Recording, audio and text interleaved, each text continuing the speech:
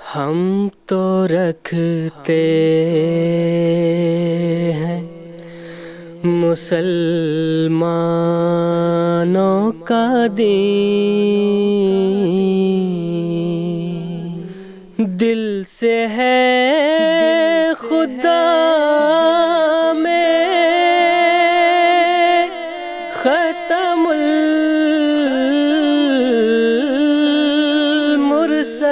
المرسلین،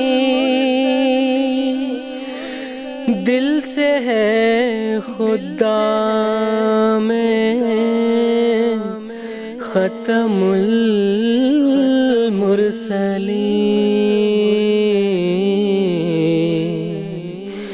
ختم المرسلین۔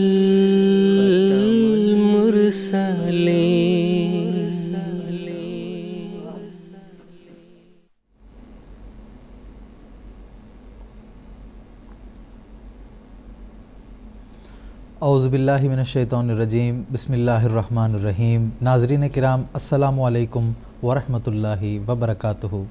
آج 3 نومبر 2018 ہفتے کا دن ہے۔ انڈیا میں اس وقت رات کے 9:30 بجے ہیں اور جی ایم ٹی کے مطابق اس وقت سحر کے 4 بجے ہیں۔ اور ناظرین، یہ وقت ہے پروگرام راہ ہدیٰ کا۔ قادیان دارالامان سے پروگرام راہ ہدیٰ کی سیریز کے تیسرے ایپیسوڈ کے ساتھ اس وقت ہم آپ کی خدمت میں حاضر ہیں۔ ایم ٹی اے کے ہمارے ریگولر ویورز جانتے ہیں کہ پروگرام راہ ہدیٰ کے 4 ایپیسوڈز پر مشتمل سیریز ہم قادیان دارالامان سے پیش کرتے ہیں، اور اس وقت جو سیریز ہماری چل رہی ہے یہ ہستی باری تعالیٰ کے عنوان پر ہم آپ کی خدمت میں پیش کر رہے ہیں۔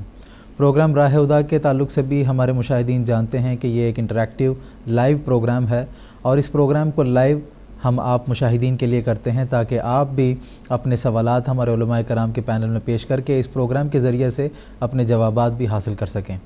آپ ٹیلی فون لائنز کے ذریعے سے ہم سے جڑ سکتے ہیں، اس کے علاوہ ٹیکسٹ میسیجز، فیکس میسیجز اور ای میلز کی بھی سہولت موجود ہے، جن کے ذریعے سے آپ اپنے سوالات ہمارے علماء کرام کے پینل تک پہنچا سکتے ہیں۔ ہمارے ٹیلی فون لائنز ناظرین اس وقت سے آپ کے لیے ایکٹیویٹڈ ہے۔ اگر آپ ہمارے ساتھ آج کے اس ایپیسوڈ میں جڑنا چاہتے ہیں اور اپنے سوالات ہمارے علماء کرام کے پینل میں پیش کر کے ان کے جوابات حاصل کرنا چاہتے ہیں، تو میں امید کرتا ہوں کہ اس وقت آپ ہم سے رابطے کی تفصیل کو اپنے ٹیلی ویژن اسکرین پر مشاہدہ فرما رہے ہیں۔ ناظرین، جیسے کہ میں نے بتایا کہ قادیان دارالامان سے اس وقت جو سیریز ہم 4 ایپیسوڈز پر مشتمل پیش کر رہے ہیں، اس میں ہم ہستی باری تعالیٰ کے تعلق سے تفاصیل پیش کر رہے ہیں کہ عام طور پر دہریوں کی طرف سے، ایتھیسٹ کی طرف سے ہستی باری تعالیٰ کے انکار پر اور اس کی تردید پر کیا دلائل پیش کی جاتی ہیں، اور ان کو کس طرح جوابات دیے جا سکتے ہیں، اور کس طرح ہستی باری تعالیٰ کا جو مضمون ہے وہ ان پر واضح کیا جا سکتا ہے۔ اس حوالے سے ہم اپنی سیریز میں تفاصیل پیش کر رہے ہیں۔ آج کے ایپیسوڈ میں بھی ہم کوشش کریں گے کہ دہریوں کی طرف سے خدا تعالیٰ کے وجود کے متعلق جو اعتراضات عائد کیے جاتے ہیں، ان اعتراضات کا ہم تفصیل سے جائزہ لیں اور ان اعتراضات کی تردید کریں، اور اس کے صحیح جوابات جو ہیں وہ ہم اس پروگرام کے ذریعے سے آپ تک پہنچانے کی کوشش کریں گے۔ آج کے اس اہم موضوع پر گفتگو کے لیے جو علماء کرام ہمارے ساتھ پروگرام راہ ہدیٰ کے انڈیا اسٹوڈیوز میں تشریف رکھتے ہیں، ان کا میں تعارف کروا دیتا ہوں۔ مکرم و محترم مولانا شیخ مجاہد احمد صاحب شاستری ہیں، اور ان کے ساتھ تشریف رکھتے ہیں مکرم و محترم مولانا منیر احمد صاحب خادم۔ دونوں حضرات ہمارے پروگرام کے ریگولر اور پرانے پینلسٹ ہیں۔ میں آپ دونوں حضرات کا پروگرام راہ ہدیٰ میں خیر مقدم کرتا ہوں۔ ناظرین کرام، حضرت اقدس محمد مصطفیٰ صلی اللہ علیہ وسلم کی طرف سے ایک حدیث قدسی مروی ہے، جس میں آپ صلی اللہ علیہ وسلم نے فرمایا کہ خدا تعالیٰ فرماتا ہے، کنت کنزا مخفیا فاردت ان اعرف فخلقت آدم، کہ اللہ تعالیٰ کہتا ہے کہ میں ایک مخفی خزانہ تھا اور میں نے چاہا کہ میں پہچانا جاؤں، چنانچہ میں نے آدم کو پیدا کیا۔ اس حدیث قدسی کا ایک دوسرا پہلو یہ بھی ہے کہ انسان کی پیدائش کا مقصد دراصل خدا تعالیٰ کو حاصل کرنا ہے، اس کو پانے کی کوشش کرنا ہے، اس کی کامل معرفت حاصل کرنا ہے، اور اس کی صفات کا علم حاصل کر کے ان صفات سے اپنے آپ کو متصف کرنے کی کوشش کرنا دراصل انسانی زندگی کا مقصد ہے، انسان کی پیدائش کا مقصد ہے۔ اور اسی واسطے اللہ تعالیٰ نے حضرت آدم کو پیدا کیا، جس کے بعد تخلیق انسانی کا سلسلہ شروع ہوا۔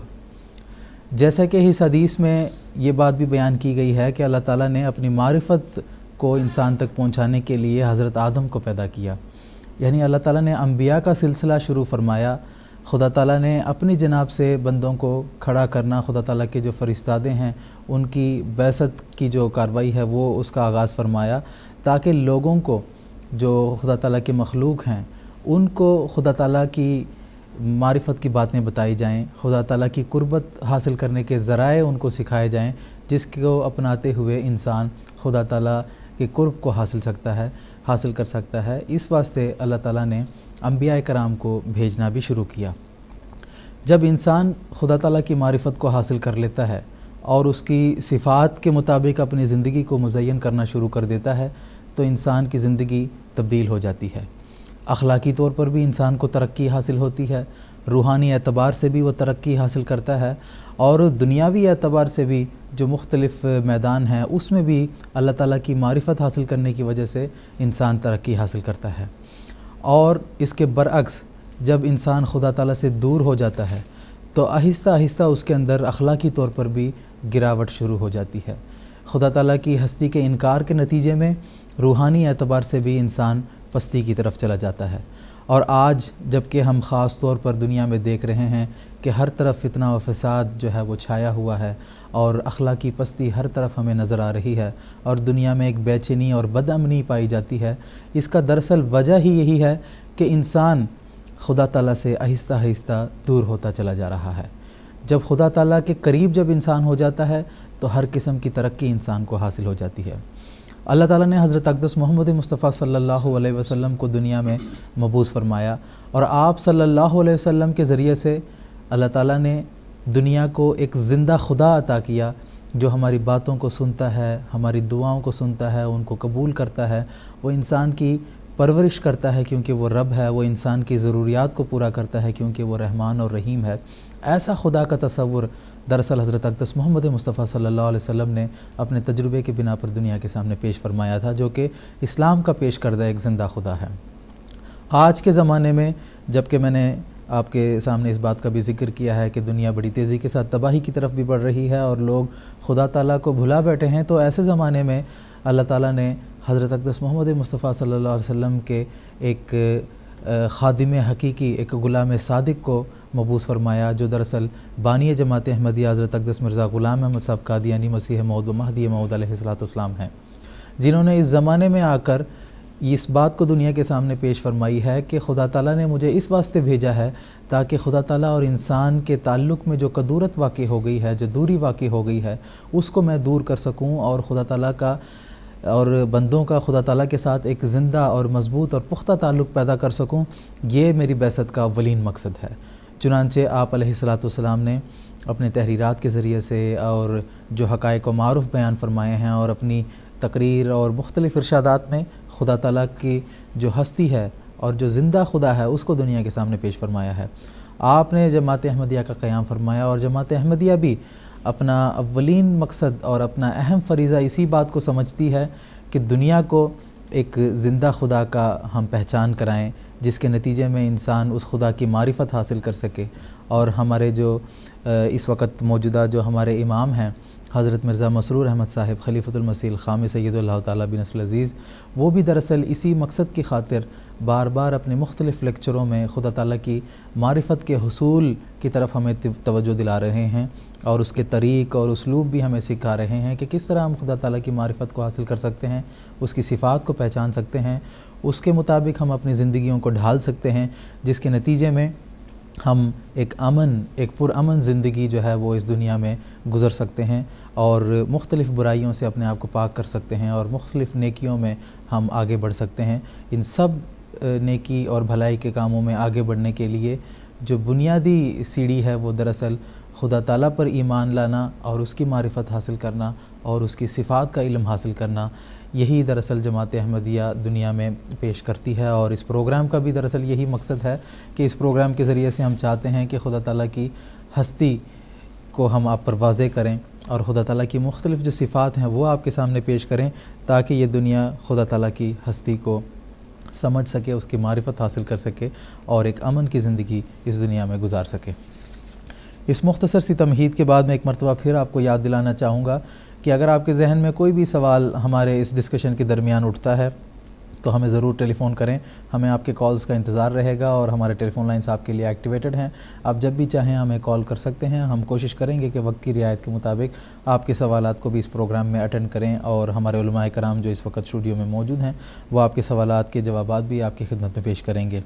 آج کے ایپیسوڈ میں گفتگو کا آغاز محترم مولانا معین احمد صاحب خادم سے کرنا چاہتا ہوں کہ تخلیق کائنات کے حوالے سے ہستی باری تعالیٰ کی تردید میں عام طور پر دہریوں کی طرف سے یہ بات بھی پیش کی جاتی ہے کہ جب خدا تعالیٰ نے ساری چیزوں کو پیدا کیا ہے تو پھر ایسی چیزیں اس نے کیوں پیدا کی ہیں جو انسان کو نقصان پہنچانے والی چیزیں ہیں.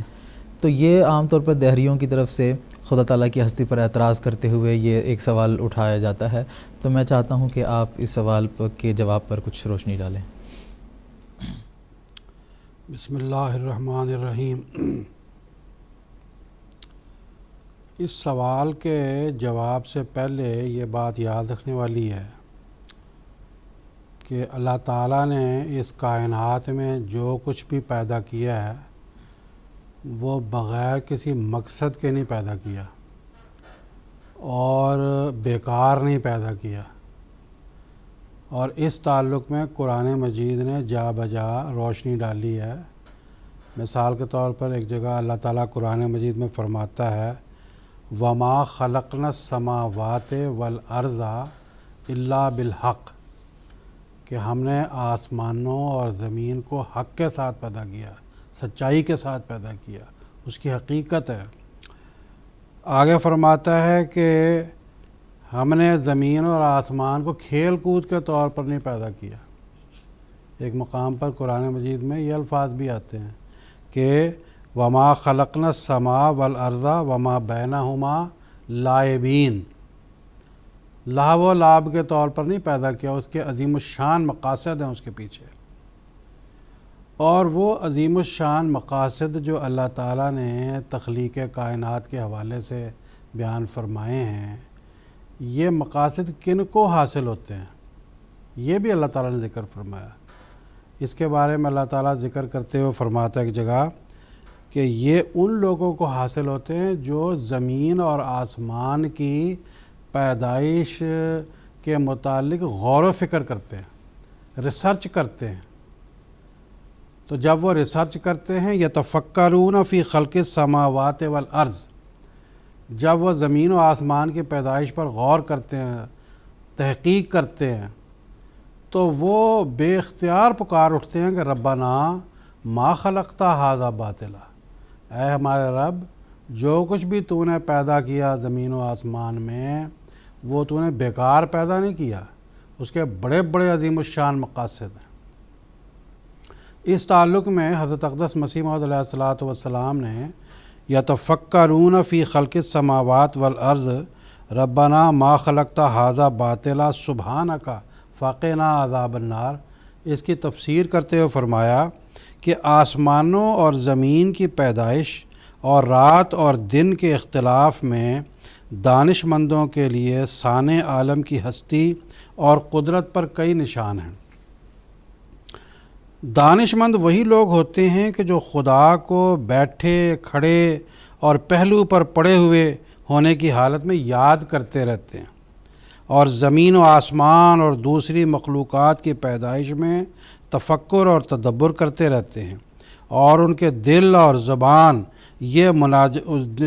زبان پر یہ مناجات جاری رہتی ہے کہ اے ہمارے خداوند تو نے ان چیزوں میں سے کسی چیز کو عبث اور بیہودہ طور پر پیدا نہیں کیا بلکہ ہر ایک چیز تیری مخلوقات میں سے عجائبات قدرت اور حکمت سے بھری ہوئی ہے کہ جو تیری ذات بابرکات پر دلالت کرتی ہے. یہ براہین احمدیہ حصہ سوم کا حوالہ ہے. تو یہ میں نے چھوٹی سی تمہید پیش کی جس میں پتہ لگتا ہے کہ اللہ تعالیٰ نے کوئی بھی چیز بیکار اور بغیر مقصد کے نہیں بنائی. اب سوال یہ پیدا ہوتا ہے کہ بعض چیزیں ایسی ہیں کہ وہ ان کے ضرر رساں پہلو بھی ہیں، جیسے ابھی آپ نے سوال کیا وہ اللہ تعالیٰ نے کیوں پیدا کی. تو بات یہ ہے کہ ضرر رساں چیزیں جتنی بھی ہیں وہ ایک نظر میں جو لوگ ریسرچ نہیں کر رہے ہوتے، عام لوگ ہوتے ہیں، وہ کسی بھی چیز کو دیکھ کے کہہ دیتے ہیں کہ جس کا نقصان ان کو نظر آ گیا کہ بھئی یہ تو نقصان دہ چیز ہے، لیکن جب وہ ریسرچ کرتے ہیں، مثلا مثال کے طور پر میں آپ کو ایک مثال دیتا ہوں کہ جو سانپ ہے وہ بڑی ضرر رساں چیز ہے اور اس کا زہر لوگوں کو ہلاک کر دیتا ہے، تو پھر عام لوگ تو یہی کہیں گے کہ سانپ ضرر رساں چیز ہے، لیکن آج سائنسدان جنہوں نے اس پر ریسرچ کی، جنہوں نے تفکر کیا، جنہوں نے تدبر کیا، انہوں نے پتہ لگا لیا کہ یہ زہر ایسا ہے کہ اگر کسی کو سانپ کاٹ لے تو وہاں پہ بھی یہ زہر کام آتا ہے، فالج کی بیماری میں بھی یہ کام آتا ہے، لیور کے ٹھیک کرنے کے لیے بھی یہ زہر کام آتا ہے، یہاں تک کہ اب تو یہ بھی تحقیق ہو رہی ہے کہ کیا HIV کے حوالے سے اور بعض دوسرے امراض کے حوالے سے یہ سانپ کا زہر کس حد تک مدد کر سکتا ہے۔ تو اب یہ ساری باتیں اور ساری میڈیکل سائنس میں یہ باتیں تحقیقی طور پر اس وقت جو ہے وہ سب کے سامنے ظاہر ہیں۔ تو اب تو جو یہ تحقیق جن سائنسدانوں نے کی وہ چاہے کہیں نہ کہیں زبان حال سے وہ یقیناً یہ کہتے ہیں کہ اے خدا تو نے جو کچھ پیدا کیا اس دنیا میں تو نے بیکار اور باطل اور بیہودہ نہیں پیدا کیا، ضرور اس کے ہاں یہ الگ بات ہے کہ بعض چیزوں کے پیدائش کے جو مقاصد ہمیں علم ہو جاتے ہیں، ہمارے علم میں ہیں اور ہم کہتے ہیں بڑی فائدہ مند چیز ہے، بعض چیزیں ایسی ہیں کہ ان کے مقاصد کا بھی ہمیں علم نہیں ہوا اور وہ بے انتہا ہیں۔ ابھی ہم نہیں کہہ سکتے اس دنیا میں ریسرچ ہو چکی ہے ساری دنیا کی، دنیا کے بہت کم حصے پر ریسرچ ہوئی ہے، بہت کم اشیاء پر، بہت کم مخلوقات پر جو اللہ تعالیٰ کی ہیں بہت کم ریسرچ ہوئی ہے، اور آج ایک ریسرچ ہوتی ہے، کل کو اس کے بعد ایک اور ریسرچ سامنے آ جاتی ہے۔ تو انسان تو کمزور مخلوق ہے، لیکن خلاصہ یہ ہے کہ جو چیزیں جن کو ضرر رساں کہا جاتا ہے وہ دراصل ضرر رساں نہیں ہیں۔ اگر انسان ان پر غور و فکر کرتا ہے، سوچتا ہے، تحقیق کرتا ہے، ریسرچ کرتا ہے تو ان کی ضرر رسانی اس کو فائدے میں نظر آ رہی ہوتی ہے۔ اب یہاں آگے سوال ایک اور بھی کھڑا ہوتا ہے کہ اللہ تعالیٰ نے یہ ایسا کیوں کیا کہ ضرر رساں چیزوں کو جو ہے وہ بنا کے ان کے کچھ ضرر بھی ہیں اور ساتھ میں ان کے پھر فائدے بھی نظر آنے شروع ہو گئے، تو ضرر تو لازماً ہیں ان کے۔ تو اس سلسلے میں گزارش یہ ہے کہ جب ہمیں پتہ لگ گیا کہ اللہ تعالیٰ نے جو ضرر رساں چیزیں ہم سمجھتے تھے اصل میں وہ نقصان دہ چیزیں نہیں ہیں، ان کے نقصان کم اور ان کے فوائد کو کثیر الفوائد ہیں، بہت ان کے عظیم الشان فوائد جو ہے ظاہر ہوتے چلے جا رہے ہیں۔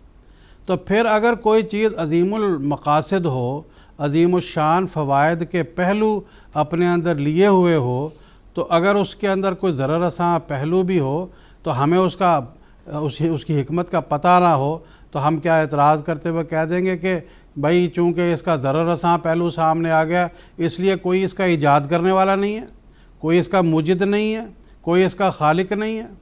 یہ بات بالکل غلط ہے۔ اب آپ دیکھ لیں آج کے زمانے میں بہت سی چیزیں ایجاد ہوئی ہیں، مثال کے طور پر الیکٹرک ایجاد ہوئی ہے، تو اب الیکٹرک جو ایجاد ہوئی ہے اس کے کتنے عظیم الشان فائدے ہیں، اور آج کی جو دنیا ہے اور ہم لوگ جس میں بس رہے ہیں اگر یہ بجلی کا تصور ختم کر دیں تو ایک دن بھی ہم لوگوں کی زندگی جو ہے چل نہیں سکتی۔ کتنے کاروبار، کتنے زندگی کی ضروریات ہماری اس بجلی سے وابستہ ہیں، لیکن اگر اس کی تاروں کو اگر کوئی آدمی ہاتھ لگا لے اور پھر اس کا کرنٹ اس کو ہلاک کر دے تو کیا اس کا یہ جواب ہوگا کہ اس کا بجلی کا کوئی خالق نہیں ہے، کیونکہ یہ ضرر رساں مادہ اس کے اندر پایا جاتا ہے اور چونکہ اس میں نقصان دہ مادہ ہے تو یہ بیکار ہے، یہ کسی کی پیدا کردہ نہیں، خود بخود پیدا ہو گئی ہے۔ آج کے اس دور میں تو اس بات کا تصور ہی نہیں کیا جا سکتا، بلکہ ہستی باری تعالیٰ کے دلائل آج کے اس دور میں کھل کر اور ظاہر طور پر منہ کھول کھول کر انسان کو بتا رہے ہیں کہ میں ہوں، میں اس دنیا کا پیدا کرنے والا ہوں، میں اس دنیا کا خالق و مالک ہوں۔ اب آپ دیکھ لیں، میں ایک مثال اور دیتا ہوں، ریل ہے، ریل کی پٹری ہے، اس پر جو ہے وہ کتنے دنیا کے آج فوائد ہیں۔ مسیح موعود کے زمانے کی پیش گوئی بھی اس کے حوالے سے تھی، ہاں جی، تو کتنے فوائد جو ہے وہ مخلوق کو حاصل ہیں، لیکن ابھی ہمارے جو ہے وہ حال ہی میں امرتسر میں ایک واقعہ ہو گیا، حادثہ ہو گیا، کتنے لوگ ریل کے نیچے آ کے ان کا حادثہ ہو گیا، افسوسناک حادثہ ہوا۔ تو کیا کوئی کہہ دے گا ریل کا کوئی مجید ہی نہیں ہے، کوئی پیدا کرنے والا نہیں ہے؟ کیونکہ یہ ضرر رساں پہلو اس کا سامنے آ گیا تو اس لیے جو ہے کوئی اس کا خالق ہی نہیں ہے، کسی نے اس کو ایجاد نہیں کیا۔ تو یہ بات نہیں ہے، انسان کا علم کمزور ہے، انسان کا علم کم ہے، تو یہ وہ اس کی وجہ سے انسان یہ تو کہہ سکتا ہے کہ میں نہیں جانتا، ہاں جی، لا علم لنا الا ما علمتنا، اے اللہ ہم کو علم نہیں سوائے اس کے کہ جو تو ہم کو سکھائے۔ فرشتوں کی خصلت یہی ہوتی ہے، وہ یہ کہتے ہیں ایسے معاملات کے موقع پر لا علم لنا الا ما علمتنا سبحانک انک انت العزیز الحکیم، اے خدا تو پاک ہے، تو عزیز و حکیم ہے۔ تو بہرحال یہ خلاصہ یہی ہے اس بات کا کہ دنیا میں جتنی بھی یہ چیزیں کہی جاتی ہیں ضرر رسانی کی وجہ سے ان کا کوئی خالق نہیں ہے، یہ ایک بیہودہ دلیل ہے۔ یقیناً خالق ہے ان کا، اور اس کا کائنات کا خالق و مالک جو ہے اس کا پیدا کرنے والا ہے، جس نے وہ سب فوائد سے بھری ہوئی چیزیں ہمارے سامنے اور ہمارے لیے پیدا کی۔ جزاکم اللہ تعالیٰ حسن جزا۔ کچھ ٹیلی فون کالرز کی طرف اس وقت ہم جائیں گے۔ سب سے پہلے ہم بات کریں گے مکرم عارف الزمان صاحب سے، جو کہ بنگلہ دیش سے اس وقت ہمارے ساتھ ٹیلی فون لائن پر موجود ہیں۔ ان سے ان کا سوال سنتے ہیں۔ السلام علیکم ورحمۃ اللہ، عارف الزمان صاحب۔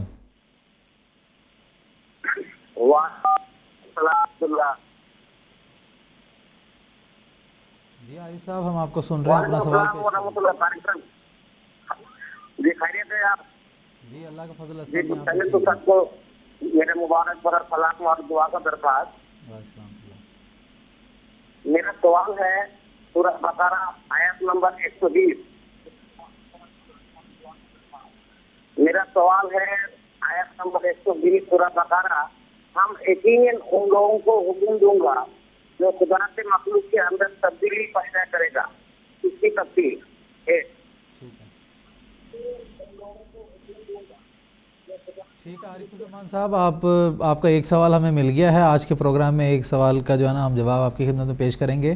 میں باقی ٹیلی فون کالرز کو بھی یہ بتانا چاہوں گا کہ آپ جب ہمارے ساتھ بات کرتے ہیں تو ٹیلی ویژن کی آواز کو براہ کرم میوٹ کر لیں، اور صرف ٹیلی فون کے ذریعے سے یا آپ کا جو موبائل فون ہے اس کے ذریعے سے ہم سے بات کرنے کی کوشش کریں، تاکہ ہماری جو آپس میں گفتگو ہو رہی ہے اس میں کسی قسم کا خلل واقع نہ ہو، جس کی وجہ سے ہمارے پروگرام کا جو وقت ہے وہ بھی ضائع ہوتا جاتا ہے۔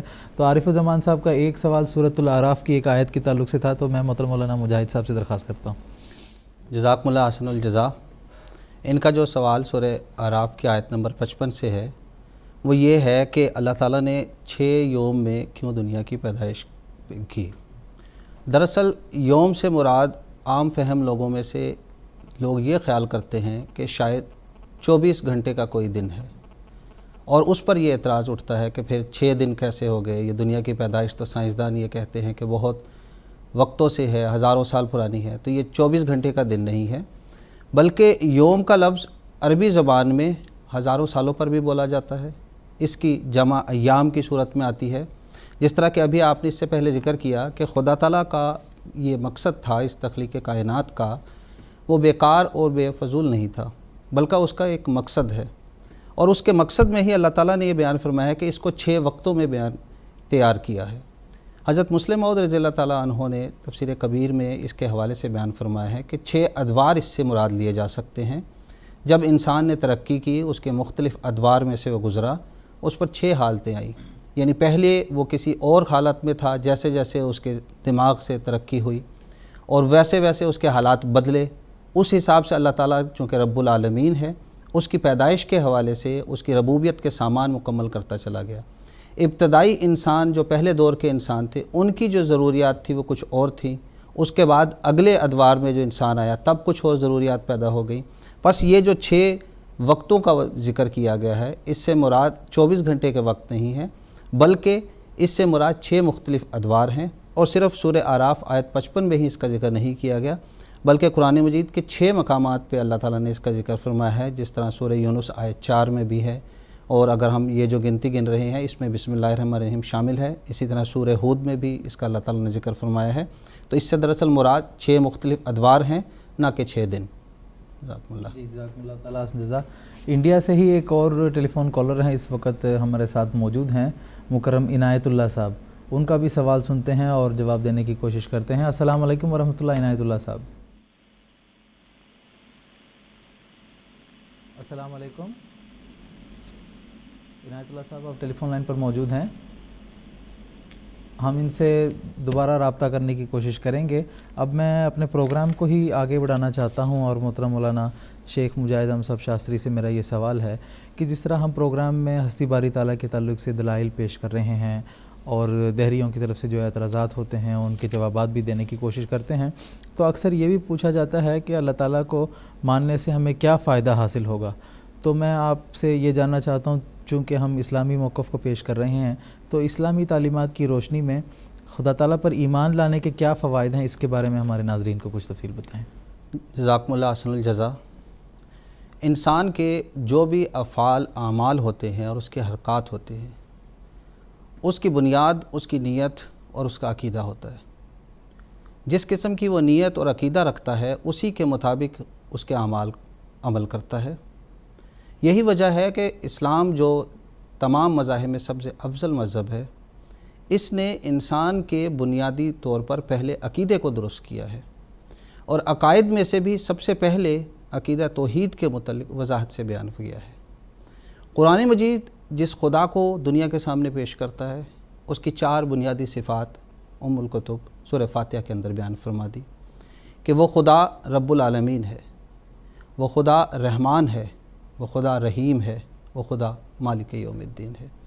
ہمارا خدا جس کو ہم دنیا کے سامنے پیش کرتے ہیں وہ حی و قیوم خدا ہے، اور اس طرح کے خدا کے اوپر ایمان لانے کے بارے میں اسلام نے تمام لوگوں کو ہدایت دی ہے اور ایک مسلمان سے یہ یقین رکھا ہے۔ لیکن خود خدا تعالیٰ نے قرآن مجید میں یہ بیان فرما دیا کہ صرف زبانی طور پر ہی اقرار کر لینا کہ خدا تعالیٰ موجود ہے کوئی فائدہ نہیں دے سکتا، جب تک اس کے ساتھ اعمال بھی نہ بجا لائے جائیں، خدا تعالیٰ نے جو احکامات دیے ہیں اس کے مطابق عمل نہ کیا جائے۔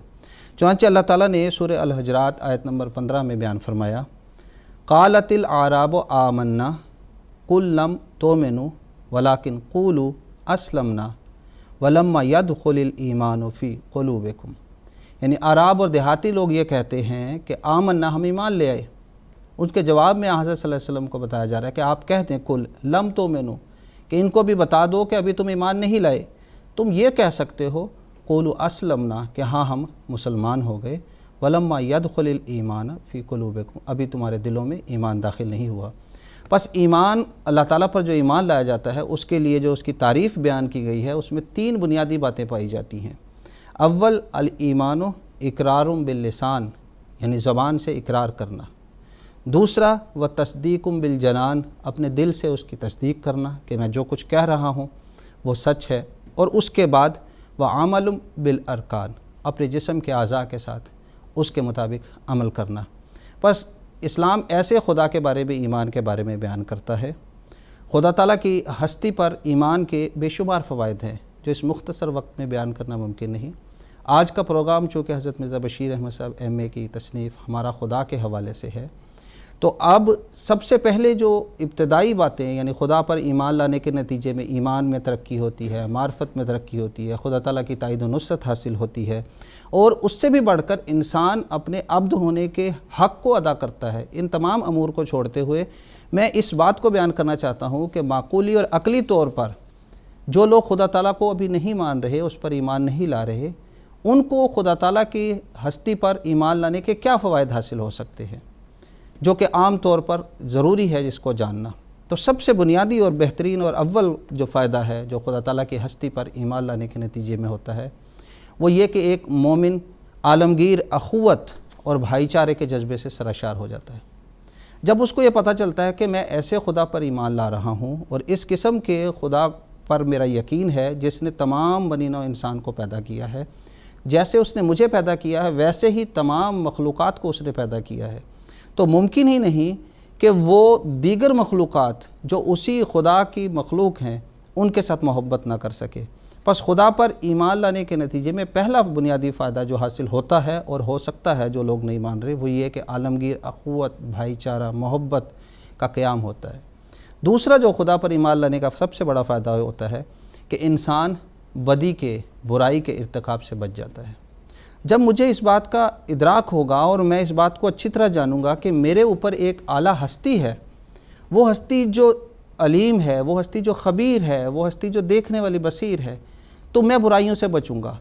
تیسرا بڑا فائدہ جو خدا تعالیٰ کی ہستی پر ایمان لانے کا ہے وہ یہ ہے کہ جب انسان اللہ تعالیٰ کی ہستی پر ایمان لاتا ہے تو پھر وہ اس کے اچھے اخلاق کو اپناتا ہے، خدا تعالیٰ کے صفات حسنہ کو اپنی زندگی میں عمل کرنے کی کوشش کرتا ہے، اس پہ نیکیوں پر ترغیب ہوتا ہے۔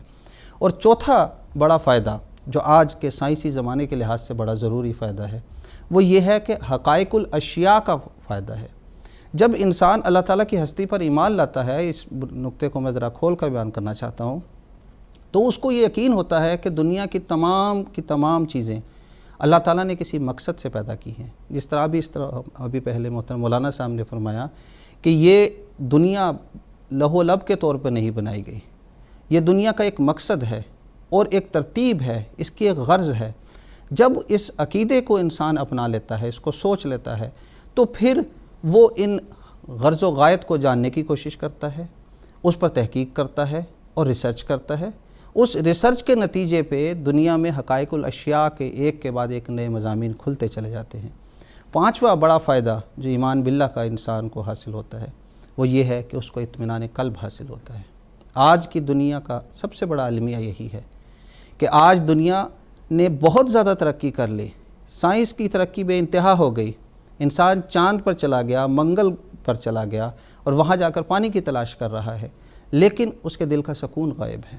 قرآن مجید میں اللہ تعالیٰ نے اس بات کو بیان فرمایا ہے سورہ الرعد آیت 29 میں کہ الا بذکر اللہ تطمئن القلوب، یعنی اے انسان تو چاہے جتنی مرضی ترقی کر لے، اگر دل کا سکون چاہیے، اگر تجھے امن اور شانتی کی تلاش ہے تو پھر اس خدا کی ہستی کے ساتھ اپنا تعلق جوڑ لے۔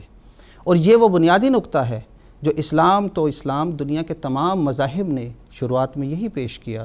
میں وقت کی رعایت سے، چونکہ ہندوستان میں یہ پروگرام ہو رہا ہے، صرف حضرت کرشن کا ایک شلوک آپ کے سامنے رکھنا چاہوں گا، جہاں آپ نے گیتا ادھیائے 18 میں اور شلوک نمبر 61-62 میں یہ بیان فرمایا ہے کہ ایشور سرو بھوتانام ہردیش ارجن تشٹھتی برہمین سرو بھوتانی ینترا رونانی مایا تمیو شرنم گچھ، کہ وہ ایشور جو ہے ہر ایک کے دل میں موجود ہے، اس تمیو شرنم گچھ، اس کی پناہ میں چلے جاؤ، سرو بھاوین بھارت، اپنی تمام توجہات کے ساتھ۔ اس کے نتیجہ کیا نکلے گا؟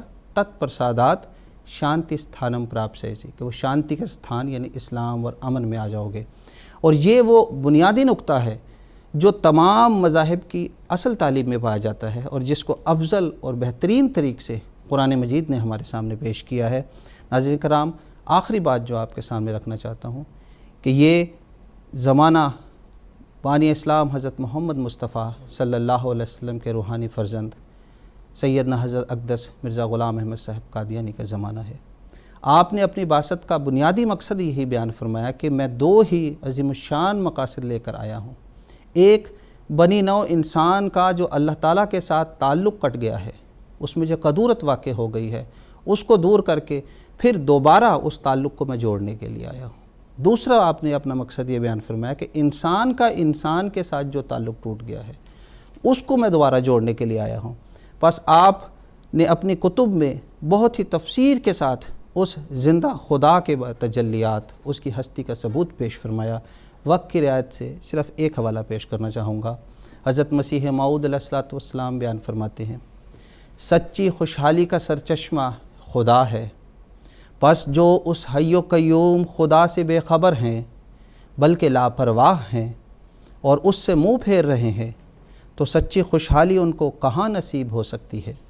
مبارک ہو اس انسان کو جو اس کا راز سمجھ لے، اور ہلاک ہو گیا وہ شخص جس نے اس راز کو نہیں سمجھا۔ کشتی نوح کے یہ حوالہ ہے۔ اور آخر میں پھر یہ کہنا چاہوں گا کہ ہمارے پیارے حضور سیدنا حضرت خلیفۃ المسیح خامس اید اللہ تعالیٰ بن نصر العزیز بار بار اپنے خطابات اور اپنے تقاریر میں اس طرف دنیا کی توجہ دلا رہے ہیں کہ اگر دنیا نے امن میں آنا ہے، تیسری عالمگیر جنگ سے بچنا ہے اور امن میں اور اطمینان قلب حاصل کرنا ہے، تو اس کا ایک ہی حل ہے کہ اللہ تعالیٰ کے ساتھ اپنے تعلق کو مضبوط کرے اس خدا کو پھر اس کے ساتھ تعلق جوڑے جو اپنی زندہ تجلیات کے سامنے دنیا کے سامنے پیش ہے۔ اللہ تعالیٰ ہمیں توفیق دے کہ ہم صحیح رنگ میں اللہ تعالیٰ کے ساتھ اپنے تعلق کو مضبوط سے مضبوط تک کرتے چلے جائیں۔ جی جزاکم اللہ تعالیٰ حسن جزا۔ وقت کی رعایت سے کچھ ٹیلی فون کالر سے بھی ہم بات کریں گے۔ ابھی عنایت اللہ صاحب جو انڈیا سے کال کر رہے تھے، جن سے رابطہ نہیں ہو سکا تھا، اب دوبارہ ان کے ساتھ رابطہ بحال کرنے کی کوشش کی جا رہی ہے اور ان سے بات کرنے کی کوشش کرتے ہیں۔ السلام علیکم ورحمۃ اللہ۔ عنایت اللہ صاحب السلام علیکم ورحمۃ اللہ وبرکاتہ۔ وعلیکم السلام۔ جی میرا سوال یہ ہے کہ لائف کی آرڈینیشن پہلے سے ہی ہوئی تھی اور آدم علیہ السلام ہر کسی کانٹیننٹ میں آئے تھے، ایک ہی آدم علیہ السلام تھے پورے ورلڈ میں۔ اچھا ٹھیک ہے جناب، جزاکم اللہ، شکریہ۔ عنایت اللہ صاحب کا سوال حضرت آدم کے تعلق سے تھا کہ کیا آدم ایک ہی ہیں یا مختلف جو بر اعظم ہیں ہر ایک میں ایک ایک آدم آیا ہے، کیا ہے اس کے بارے میں وہ سوال کر رہے ہیں، تو مولانا منیر احمد صاحب خادم سے درخواست ہے۔ آدم تو بہت آئے ہیں، اور عام طور پر تو جو یہ مسلمانوں میں بھی اور جو تفاسیر پیش کی گئی ہیں قرآن مجید کی، ان میں یہ سمجھا گیا ہے کہ 7000 سال پہلے جو یہ آدم پیدا ہوئے تھے، اسی آدم سے جو ہے وہ انسان کی پیدائش شروع ہوئی، اور پھر جو ہے مخلوقات کو خدا تعالیٰ نے جو ہے وہ بنایا۔ اور تو یہ جو مطلب سوچ ہے یہ ٹھیک نہیں ہے۔ قرآن مجید نے آدم کے بارے میں مختلف جگہوں پر آدم کا لفظ بیان کر کے اس کی تفسیر بیان فرمائی ہے۔ ایک آدم تو وہ ہے کہ جو انسان کی پیدائش کے وقت جو سب سے پہلا انسان تھا وہ آدم کہلاتا ہے۔ ایک آدم وہ ہے کہ جو انبیاء علیہم السلام کے حوالے سے سب سے پہلا نبی تھا، انہیں بھی آدم کہہ کے پکارا گیا، اور قرآن مجید میں ان کو آدم کہا گیا۔ اور یہ آدم اس قدر ہیں کہ بزرگان اسلام میں سے ایک ولی اللہ ہیں صوفی حضرت محی الدین ابن عربی رحمۃ اللہ علیہ، ان کا ایک کشف موجود ہے۔ ان کے کشف میں اس بات کا ذکر ہے کہ وہ یہ کہتے ہیں کہ میں نے خواب میں دیکھا کہ میں خانہ کعبہ کا طواف کر رہا ہوں، خانہ کعبہ کا طواف کرتے ہوئے ان پر کشفی حالت طاری ہوئی۔ تو وہ جب ساتھ میں ایک شخص طواف کر رہا تھا تو اس نے کہا کہ میں آدم ہوں۔ تو انہوں نے کہا کہ بھئی آپ آدم ہیں؟ تو انہوں نے آپ کون سے آدم ہیں؟ وہ آدم ہیں جو ہے وہ پہلے انسان تھے۔ تو مطلب اس طرح انہوں نے استفسار کیا۔ تو انہوں نے کہا اصل بات یہ ہے کہ آپ لوگوں کو غلطی لگی، آپ کون سے آدم کا ذکر کر رہے ہیں؟ آدم تو بہت آئے ہیں، ہزارہا آدم آئے ہیں۔ تو آدم جو ہیں وہ بہت سے آئے ہیں، اور مختلف رنگوں میں اور مختلف ترقیات کے حوالے سے جو کوئی ترقی انسانی پیدائش میں ہوئی ہے اور روحانی اعتبار سے بھی اس میں جو ہے وہ آدم بدلتے رہے۔ چنانچہ ایک آدم تو وہ تھے جو انبیاء علیہم السلام کی پیدائش میں تھے، اور ایک آدم وہ تھے جو خاتم الانبیاء بن کر آئے، وہ بھی آدم تھے۔ اور حضرت مسیح موعود علیہ الصلوۃ والسلام جو اس دور میں ہیں وہ بھی ایک آدم تھے۔ تو مختلف جگہوں میں جیسا انہوں نے کہا کہ آدم کے آنے کا کیا تصور ہے، تو اس بارے میں ہم کہہ سکتے ہیں کہ مختلف جگہوں میں بھی آدم آئے، اور مختلف ترقیات کے حوالے سے بھی آدموں کو اللہ تعالیٰ نے بھیجا کہ جوں کسی ایک شخص نے کوئی ترقی ارتقاء کی شکل میں پیش کی، روحانی اعتبار سے، اخلاقی اعتبار سے، اس ترقی کے حوالے سے اس کا نام آدم کہلایا۔ ایک اور ٹیلی فون کالر اس وقت ہمارے ساتھ جڑے ہیں، پاکستان سے مکرم محمد یحییٰ صاحب، ان کا سوال سنتے ہیں۔ السلام علیکم ورحمۃ اللہ محمد یحییٰ صاحب۔ جی وعلیکم السلام ورحمۃ اللہ۔ جی یحییٰ صاحب اپنا سوال پیش کریں۔ میرا سوال یہ ہے کہ اگر خدا تعالیٰ رب العالمین ہے، تمام جہانوں کا رب ہے، تو ادنا کو اعلیٰ کے لیے قربان کیوں ہونا پڑتا ہے؟ क्या वो सिर्फ अल्लाह का रब है? ठीक है जनाब, जज़ाकुमुल्लाह, शुक्रिया। मोहतरम मौलाना मुनीर अहमद साहब खादिम से ही पूछना चाहूँगा, इनका सवाल ये है कि अगर खुदा ताला रब्बुल आलमीन है तो अदना चीज़ें आला चीज़ों के लिए क्यों कुर्बान की जाती हैं? क्या वो खुदा जो है वो सिर्फ़ आला मखलूक के लिए ही खुदा है? ये उनका सवाल है, मैं आपसे जवाब देना चाहता हूँ। अदना चीज़ें आला चीज़ों के लिए इसलिए कुर्बान की जाती हैं कि दुनिया में एक इर्तिका का सिलसिला शुरू से चल रहा है। उस इर्तिका के हवाले से अल्लाह ताला जो अदना चीज़ें हैं उनको आला चीज़ों पर जो कुर्बान करता है, और वो अदना चीज़ों के ऊपर जुल्म नहीं है, बल्कि वो अदना चीज़ें आला चीज़ों के वजूद का हिस्सा बन जाती हैं। आला चीज़ों के वजूद का हिस्सा बन के वो भी इर्तिका की मंजिल में हिस्सादार बन जाती हैं और एक लिहाज से ऊंची मंजिल हासिल कर लेती हैं। चुनांचे जिस वक़्त इन शुरुआत हुई थी तख्लीक की, तो जरासीम थे, वो उनमें से बाद जरासीमों को मार दिया गया, फिर इंसान आगे बढ़ता चला गया।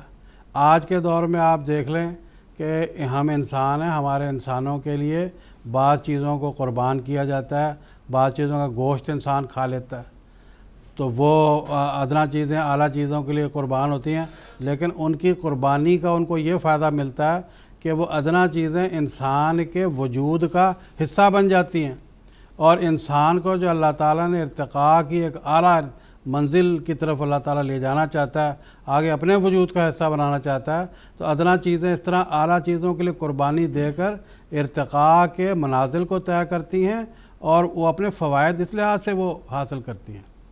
जी जज़ाकुमुल्लाह ताला मिर्ज़ा। एक सवाल हमारे पास ऑफ़लाइन भी मौसूल हुआ है, शेख शकील अहमद वकील साहब जो कि इंडिया से, उन्होंने ये सवाल हमें ईमेल के ज़रिए से भेजा है। मैं मोहतरम शेख मुजाहिद अहमद साहब शास्त्री से करना चाहता हूँ कि हम अहमदी खुदा ताला से किस तरह ताल्लुक़ कायम कर सकते हैं, ये उनका सवाल है। अगरचे हमारे प्रोग्राम में भी खुदा ताला से जुड़ने के ताल्लुक़ से जो मुख्तलिफ़ ज़राए हैं उसके बारे में बात होगी, लेकिन इख्तिसार के साथ इस वक्त मैं आपसे ये जवाब चाहता हूँ। अल्लाह ताला से ताल्लुक़ कायम करने का ख़ुद अल्लाह ताला ने तरीक़ा कुरान मजीद में बयान फरमाया है, और कुरान मजीद की शुरुआत में ही सूरह फातिहा में अल्लाह ताला ने वह तरीक़ा बयान फरमाया है। अल्लाह ताला ने बयान फरमाया कि अगर खुदा ताला से ताल्लुक़ कायम करना है तो उसने दुआ का तरीक़ा सिखाया है, एहदिना सिरातल मुस्तकीम की दुआ सिखाई है। हमने जिस हस्ती के साथ अपना ताल्लुक़ कायम करना है वो हस्ती के मानिंद और कोई भी चीज़ नहीं है। जो उसने अपने तरीक़े बयान फरमाए हैं उनमें बुनियादी तरीक़ा यही है कि दुआ के ज़रिया खुदा ताला से उसके ताल्लुक़ के बारे में मांगा जाए। हज़रत मुस्लिम मौद रज़ियल्लाहु ताला अन्हु ने एक जगह बयान फरमाया ग़ालिबन किताब ज़िक्र इलाही में कि अगर एक शख्स किसी से मिलने जाए और उसके घर में दरवाज़े पर एक कुत्ता बंधा हो, जब वो जाना लगे कुत्ता भौंके और वो अंदर नहीं दाखिल हो सक रहा था, तो आखिर उसका हल क्या होगा? लाज़मी नतीजा है कि वो मालिक को आवाज़ देगा कि अपने कुत्ते को बांधो ताकि मैं घर के अंदर दाखिल हो जाऊँ। तो वो कुत्ता दरअसल शैतान है जो इंसान को खुदा के रास्ते से वरगलाता है, और उस शैतान से बचने के लिए मालिक यानी खुदा ताला की पनाह में आना पड़ेगा। तो ये बुनियादी नुक्ता है कि अल्लाह से ताल्लुक़ कायम करने के लिए, चाहे अहमदी है या हमारे गैर अहमदी भाई हैं, जो भी मोमिन है, मुसलमान होने का दावेदार है, उसको दुआ करनी पड़ेगी। दूसरा तरीक़ा जो कुरान मजीद ने ही बयान किया वो है इताअत। दुआ के साथ साथ इताअत करनी पड़ेगी कि अल्लाह ताला ने जो बातें कुरान मजीद में बयान फरमाई हैं वो उस पर कामिल इताअत की जाए।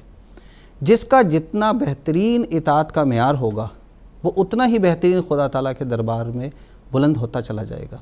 तीसरा तरीक़ा, चूँकि ये अहमदी हैं, इन्होंने सवाल किया, खलीफा वक्त के साथ अपने ताल्लुक़ को मज़बूत से मज़बूत करना। हम पर अल्लाह ताला का ये अज़ीम शान एहसान है कि उसने हमें एक ज़िंदा खलीफा की पैरवी की तौफ़ीक़ अता फ़रमाई। जैसे जैसे हमारा खलीफा वक्त के साथ ताल्लुक़ बढ़ता चला जाएगा, उसके खुतबात के साथ हम जुड़ते चले जाएंगे, खलीफा वक्त की ज़ाती कुर्बत हमें हासिल होती चली जाएगी, उसकी दुआओं से भी हम फैज़ हासिल करते चले जाएंगे। इसको एक मिसाल के ज़रिए से मुख्तसर वक्त में बयान कर दूँ।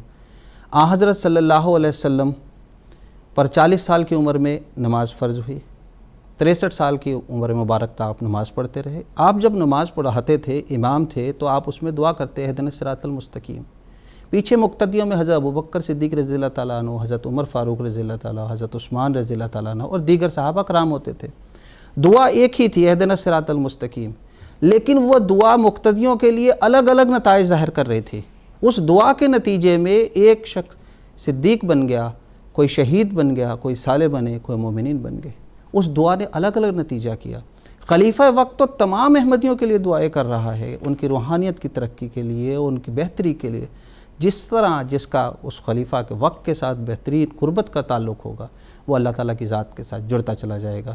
اللہ تعالیٰ ہمیں اس کی توفیق عطا فرمائے. جزاکم اللہ تعالیٰ حسن جزا. ہمارے پاس ٹیکسٹ میسیجز اور ای میلز کے ذریعے بھی سوالات آتے ہیں تو ان کو بھی ہم موقع دیتے ہیں.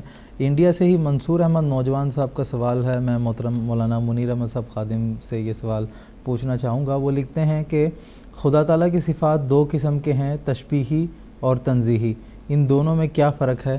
یہ ان کا سوال ہے تو میں آپ سے جواب دینا چاہوں گا. تشبیہی صفات وہ ہوتی ہیں جن سے انسان بھی جن کی نقل کر سکتا ہے. جیسے مثال کے طور پر اللہ رب ہے، تو اللہ تعالیٰ نے انسان کو بھی یہ موقع دیا کہ اپنے دائرے کے اندر وہ بھی ربوبیت کرے، اور انسان کرتا بھی ہے، جیسے اپنے بچوں کو پالتا ہے. یا یہ ہے کہ ایک ٹیچر ہے، وہ اپنے شاگردوں کی علمی اعتبار سے ربوبیت کرتا ہے. اس اعلیٰ حاضر قیاس انسان کو اللہ تعالیٰ نے اسی طرح جو ہے وہ رحمان کی صفت ہے یا رحیم کی صفت ہے. جیسے رحمان کی صفت میں یہ ہے کہ بن مانگے اللہ تعالیٰ دیتا ہے. تو انسان کے اندر بھی یہ صلاحیت ہونی چاہیے کہ وہ محسوس کر لے کہ کون ایسا ہے کہ جس کو ضرورت ہے اور میں بغیر مانگے میں اس کو دوں. تو اگر وہ بغیر مانگے اس کو دیتا ہے تو وہ رحمانیت کی جو خدا تعالیٰ کی صفت ہے اس سے حصہ لیتا ہے، اس کا حصہ دار بنتا ہے. ایسا رحیمیت ہے کہ رحیم کے معنی یہ ہے کہ اللہ تعالیٰ محنت کو ضائع نہیں کرتا. تو ہمارے پاس بھی اگر کوئی مزدور ہم رکھتے ہیں اور وہ محنت کرتا ہے تو اس کی پوری ہم محنت دیں، بلکہ زیادہ دیں. تو یہ جو اللہ تعالیٰ کی صفت ہے کہ وہ سچی محنت کو ضائع نہیں کرتا، انسان بھی اس طرح اس صفت سے حصہ لے سکتا ہے. اعلیٰ حاضر قیاس بہت سی صفات ہیں جو تشبیہی ہیں. جہاں تک تنزیہی صفات کا تعلق ہے تو اس سے مراد اللہ تعالیٰ کی وہ صفات ہیں جو اللہ تعالیٰ سے خاص ہیں. کوئی انسان ان میں حصہ دار نہیں بن سکتا. جیسے اللہ تعالیٰ قرآن مجید میں فرماتا ہے قل هو اللہ احد. اللہ تعالیٰ احد ہے، اللہ تعالیٰ اکیلا ہے. اب اس صفت میں خدا کی کوئی بھی حصہ دار نہیں بن سکتا. اللہ اکیلا ہے. لم یلد ہے، اللہ الصمد، اللہ بے نیاز ہے، کسی کی بھی اس کو حاجت نہیں ہے جی. تو اس لحاظ سے باقی جتنے بھی ہم لوگ انسان ہیں یا دوسری مخلوقات ہیں وہ ایک دوسرے کے اوپر منحصر ہیں، ایک دوسرے کی وہ حاجت روائی کے لیے جو ہے منتظر رہتے ہیں. تو اسی طرح آگے فرماتا ہے لم یلد، وہ جنتا نہیں، وہ جنا نہیں گیا. تو یہ صفت اللہ تعالیٰ سے خاص ہے. باقی انسان تو جنتے بھی ہیں، جنے بھی گئے ہیں. تو یہ جو سورہ اخلاص ہے یہ اللہ تعالیٰ کی تنزیہی صفات سے بھرپور ہے. اور اس کو حدیث میں آتا ہے کہ یہ قرآن مجید کا تیسرا حصہ ہے کہ خدا تعالیٰ کی عظیم الشان صفات اس کے اندر بیان کی گئی ہیں.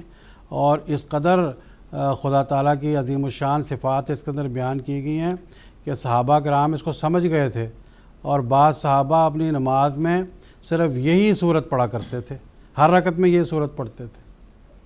تو حضور نے ایک صحابی سے پوچھا کہ بھئی یہ بار بار کیوں پڑھتے ہو؟ کہنے لگے بس اس سے مجھے پیار ہو گیا، یہ خدا تعالیٰ کی وحدانیت اور خدا تعالیٰ کی یاد دلاتی ہے. تو تنزیہی صفات ایسی ہیں، خلاصہ کیا نکلا کہ جن خدائی صفات میں اس خدا کے علاوہ اور کوئی دوسرا شریک نہیں. جیسے عرش میں خدا قرار پکڑ گیا، یہ بھی خدا کی تنزیہی صفت ہے. اور تشبیہی صفات کون سی ہیں کہ باقی انسان بھی ان کی مشابہت اختیار کر سکتے ہیں. جی جزاکم اللہ تعالیٰ حسن جزا. حیدرآباد انڈیا سے ایک اور ٹیلی فون کالر اس وقت ہمارے ساتھ موجود ہیں. مکرمہ اسما رفیق صاحبہ ہیں، اس وقت ہمارے ساتھ ٹیلی فون لائن پر موجود ہیں. ان سے بات کرنے کی کوشش کرتے ہیں. السلام علیکم ورحمۃ اللہ. السلام علیکم ورحمۃ اللہ وبرکاتہ. میں پہلے تو اپنے پیارے حضور کی خدمت میں سلام کا تحفہ پیش کرنا چاہتی ہوں. اور میرا سوال ہے کہ اللہ تعالیٰ ہر چیز پر قادر ہے، وہ جو چاہتا ہے کرتا ہے، پھر اللہ تعالیٰ نے دنیا میں اتنے مذہب کیوں بنائے؟ وہ ایک ہی مذہب بنا سکتا تھا دنیا میں، اسلام. اور میرا دوسرا سوال ہے خدا تعالیٰ کی بعض صفات پر اعتراضات اور ان کے جواب. اللہ تعالیٰ مطلب دنیا میں اتنے مذہب بنائے تو. ٹھیک ہے، جزاکم اللہ، شکریہ. آپ کے سوال کا جو پہلا حصہ ہے اس کو آج کے پروگرام میں ہم لیتے ہیں کہ آپ نے یہ پوچھا ہے کہ اللہ تعالیٰ سب چیز پر قادر ہے تو دنیا میں اس قدر مذاہب کیوں ہیں، صرف اسلام کو ہی کیوں نہیں اللہ تعالیٰ نے مذہب بنا لیا ہے. محترم شیخ مجاہد احمد صاحب سے درخواست ہے. جزاک اللہ حسن الجزا. دنیا میں انسان کو جب اللہ تعالیٰ نے پیدا کیا تو ایک ارتقائی نظام کے ساتھ پیدا کیا. شروعات میں جب انسان کو پیدا کیا تو اس کی وہ صفات جو اس کے اندر موجود تھیں ان کا بھی ظہور نہیں ہوا تھا، یا وہ بھی اس بات کا متحمل نہیں تھا کہ وہ ان باتوں کو اور ان شریعت کو اپنی ذات میں اتار سکے جو کہ خدا تعالیٰ کے غیب میں موجود تھیں. مثلا جیسے کہ اس کو ایک مثال سے آپ سمجھنے کی کوشش کریں. ایک بچے کی پیدائش کے ساتھ ہی اس میں قوت گویائی ہوتی ہے، بولنے کی قوت موجود ہوتی ہے، لیکن کیا وہ بچہ پیدا ہوتے ہی فصیح و بلیغ تقریر شروع کر دیتا ہے؟ نہیں، بلکہ اس کو زمانہ لگتا ہے علم کے حصول کے لیے. پھر ایک زمانہ آتا ہے جب وہ فصیح و بلیغ تقریر کر رہا ہوتا ہے. پس دراصل مذہب تو خدا تعالیٰ کے نزدیک ایک ہی ہے، اور جو دنیا میں متفرق مذاہب پائے جاتے ہیں ان کی غرض و غایت بھی دراصل یہی تھی کہ خدا تعالیٰ کی توحید کا قیام کیا جائے. اسی توحید کو قائم کرنے کے لیے اللہ تعالیٰ نے انبیاء اور رسولوں کے سلسلے کو قائم کیا جنہوں نے دنیا میں آ کر اس توحید کو قائم کیا. رسولوں کے ذریعہ اللہ تعالیٰ کے بندوں میں سے کچھ لوگ ایسے قائم ہوتے ہیں، پیدا ہوتے ہیں جو خدا تعالیٰ کی معرفت حاصل کرتے ہیں، توحید حاصل کرتے ہیں. ان کی وفات کے بعد کیونکہ وہ طبی عمر ہے، مرور زمانہ کے ساتھ ساتھ پھر ان کی تعلیمات جس کو وہ دے کے جاتے ہیں اس میں ملاوٹ شروع ہو جاتی ہے. پھر اللہ تعالیٰ کی طرف سے دوبارہ ایک نیا رسول بھیجا جاتا ہے اور یہ سلسلہ چلتا ہے یہاں تک کہ اللہ تعالیٰ نے قرآن مجید کا نزول فرمایا کہ جب انسانوں نے مختلف شریعتوں میں تحریف شروع کر دی تو اللہ تعالیٰ نے خاتم الانبیاء حضرت محمد مصطفیٰ صلی اللہ علیہ وسلم کے اوپر جو کتاب نازل کی قرآن مجید جو خاتم الکتب ہے، اس کے بارے میں اللہ تعالیٰ نے خود بیان فرما دیا اِنَّا نَحْنُ نَزَّلْنَا الذِّكْرَ وَإِنَّا لَهُ لَحَافِظُونَ، سورہ ہجر آیت نمبر 10، کہ اس کتاب کو اب ہم نے نازل کیا ہے اور ہم ہی اب اس کی حفاظت کریں گے. اور یہی وجہ ہے کہ آج 1400 سال سے زائد کا عرصہ ہو گیا قرآن مجید کے متن میں کسی قسم کی کوئی تحریف یا تبدیلی نہیں ہو سکی. بس پھر مختصر یہ کہ بے شک مذاہب بے شمار ہیں، اس کی وجہ یہی ہے کہ ابتدائی جو مذاہب تھے وہ اعلیٰ اخلاق کو، اعلیٰ شریعت کے اس وقت کے انسان متحمل نہیں تھے، اسی لیے اللہ تعالیٰ نے ان کی طاقت کے مطابق ان کی شریعت کو نازل کیا. جب مرور زمانہ گزرا تو پھر خدا تعالیٰ نے نئی شریعت کو ظاہر کیا اور اب قرآن مجید کے ذریعہ اللہ تعالیٰ نے کامل شریعت کو بیان کر دیا ہے. قرآن مجید میں بھی اللہ تعالیٰ نے اسی اصول کو بیان فرمایا ہے کہ اللہ تعالیٰ کے نزدیک سورہ آل عمران آیت نمبر 20 میں اللہ تعالیٰ نے بیان فرمایا ان الدین عند اللہ الاسلام، کہ خدا تعالیٰ کے نزدیک اصل دین تو ہے کامل فرما برداری ہے. یہاں اسلام سے مراد وہ دین نہیں جو بانی اسلام حضرت محمد مصطفیٰ صلی اللہ علیہ وسلم لائے، بلکہ کامل فرما برداری ہر نبی نے آ کر کی، اور اس نے آ کر یہ بیان کیا انا اول المومنین انا اول المسلمین. تو یہی چیز ہے جو مسیح موعود علیہ الصلوۃ والسلام نے بھی پیش کی کہ اسلام چیز کیا ہے؟ خدا کے لیے فنا، ترک رضائے خواہش، بے مرضی خدا. پس آج بظاہر مختلف مذاہب نظر آتے ہیں کیونکہ ان کی تعلیمات بگڑ گئی. اللہ تعالیٰ نے انسان کو متکفل بنایا تھا اور اب قرآن مجید کے ذریعہ اللہ تعالیٰ نے اپنی کامل شریعت کا نزول کر دیا جس پر عمل پیرا ہو کر خدا تعالیٰ کے ساتھ تعلق قائم کیا جا سکتا ہے. جزاکم اللہ تعالیٰ حسن جزا. اب ہم پروگرام کو آگے بڑھاتے ہیں اور محترم مولانا منیر احمد صاحب خادم سے میرا یہ سوال ہے کہ انبیاء کرام کی جو زندگی ہوتی ہے اور ان کا جو وجود ہے اس کو ہم ہستی باری تعالیٰ کی ایک دلیل کے طور پر پیش کرتے ہیں کیونکہ ان کی زندگی نہایت ہی اعلیٰ اور پاک ہوتی ہے اور خدا تعالیٰ کے نشانات ان کی زندگی کے مختلف مراحل میں ظاہر ہوتے ہیں جو دوسروں کو اللہ تعالیٰ پر ایمان کی طرف ترغیب دلاتے ہیں. لیکن یہاں پر دوسرے جو دہریت کو ماننے والے لوگ ہیں وہ یہ سوال اٹھاتے ہیں تو اگر انبیاء کرام خدا تعالیٰ کی ہستی کے دلیل کے طور پر پیش کیے جاتے ہیں تو مختلف جو انبیاء دنیا میں آئے ہیں ان کی تعلیمات میں اختلافات کیوں ہیں؟ تو اس سوال کا جو جواب ہے میں آپ سے جاننا چاہتا ہوں. انبیاء کی تعلیمات میں اختلافات کیوں ہیں، اس سوال کو ذرا تھوڑا سا سنبھال کے رکھیں. مجھے وہ آدم علیہ السلام کے بارے میں جو انہوں نے سوال کیا تھا نا وہ کشف حضرت محی الدین ابن عربی کا لکھا ہوا مل گیا ہے، میں وہ ذرا سنا دیتا ہوں. وہ کشف یہ ہے کہ رویا میں دیکھا خانہ کعبہ کا طواف کر رہا ہوں، یعنی حضرت محی الدین ابن عربی رحمۃ اللہ علیہ نے، کہ رویا میں دیکھا خانہ کعبہ کا طواف کر رہا ہوں، اس وقت کچھ اور لوگ بھی طواف کر رہے ہیں اور یہ شعر پڑھتے ہیں، لقد طفنا کما طفتم سنینا بہذا البیت ترن اجمعینا، یعنی ہم سب نے بھی اسی طرح سالوں اس گھر کا طواف کیا جس طرح تم نے اس گھر کا طواف کیا ہے۔ وہ کہتے ہیں میں نے ان میں سے ایک شخص سے بات کی، اس نے کہا میں تمہارے پہلے باپ دادوں میں سے ہوں۔ میں نے پوچھا آپ کو کتنا عرصہ گزرا؟ کہنے لگے 40,000 سال سے زیادہ۔ اس پر میں نے کہا آدم کو تو اتنا عرصہ نہیں گزرا۔ اس نے کہا تم کون سے آدم کی بات کرتے ہو؟ وہ جو تم سے سب سے زیادہ قریب ہے، یعنی 7,000 سال والا، یا کسی اور کے متعلق؟ کہتے ہیں میں اس جواب کو سن کر مجھے نبی کریم صلی اللہ علیہ وسلم کی وہ حدیث یاد آ گئی کہ اللہ تعالیٰ نے 1,00,000 آدم پیدا کیے، یہ حدیث ہے۔ اس پر میں نے اپنے دل میں کہا کہ وہ جد اکبر ان میں سے ایک ہوں گے۔ یہ ان کی کتاب ہے فتوحات مکیہ، اس میں اس کا یہ حوالہ ہے۔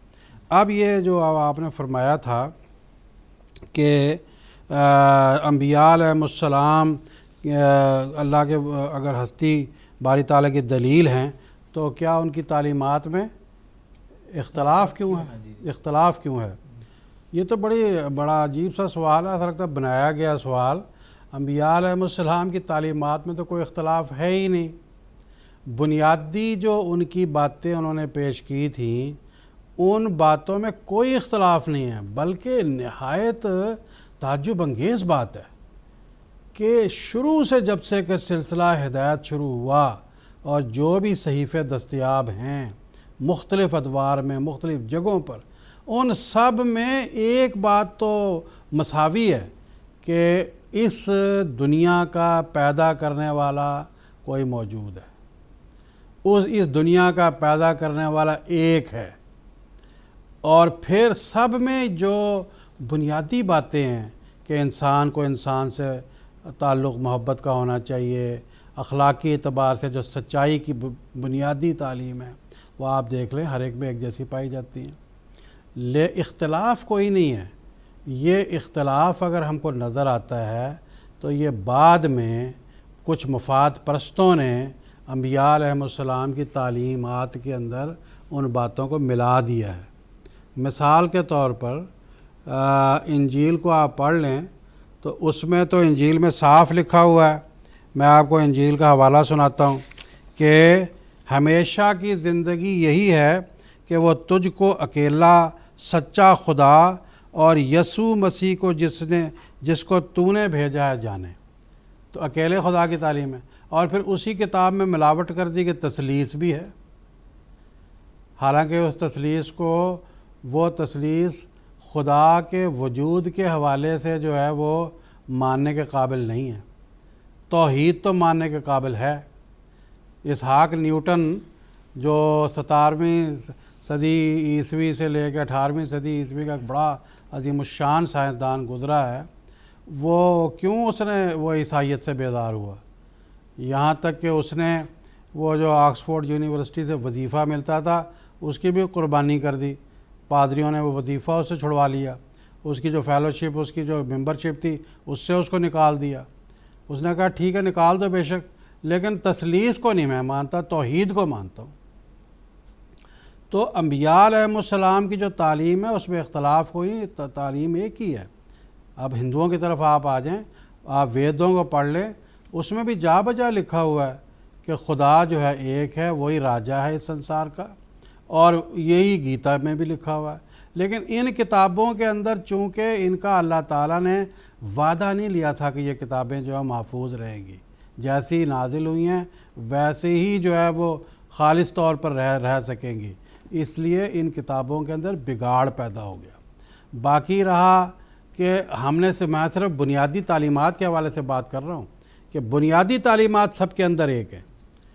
اب قرآن مجید جو خدا تعالیٰ کی دائمی اور آخری شریعت ہے، اس قرآن مجید کے حوالہ سے اللہ تعالیٰ نے یہ وعدہ فرمایا تھا کہ یہ قرآن مجید کی جو تعلیم ہے یہ تا قیامت رہے گی اور محفوظ رہے گی، اور یہ مکمل تعلیم ہے۔ اب اس تعلیم میں آپ دیکھ لیں 1400 سال کے عرصے کے اندر جو بھی یہ قرآن مجید آج سے 1400 سال پہلے تھا وہی آج بھی موجود ہے، اس میں کسی قسم کی کمی بیشی ہے ہی نہیں، اور وہی تعلیمات موجود ہے۔ اور آج ہم یہی بات جو ہے وہ کہہ سکتے ہیں کہ جو تعلیمات قرآن مجید کے اندر ہیں اور قرآن مجید سے پہلے صحائف کے اندر جو باتیں پائی جاتی ہیں وہ دراصل خدائی تعلیمات ہیں۔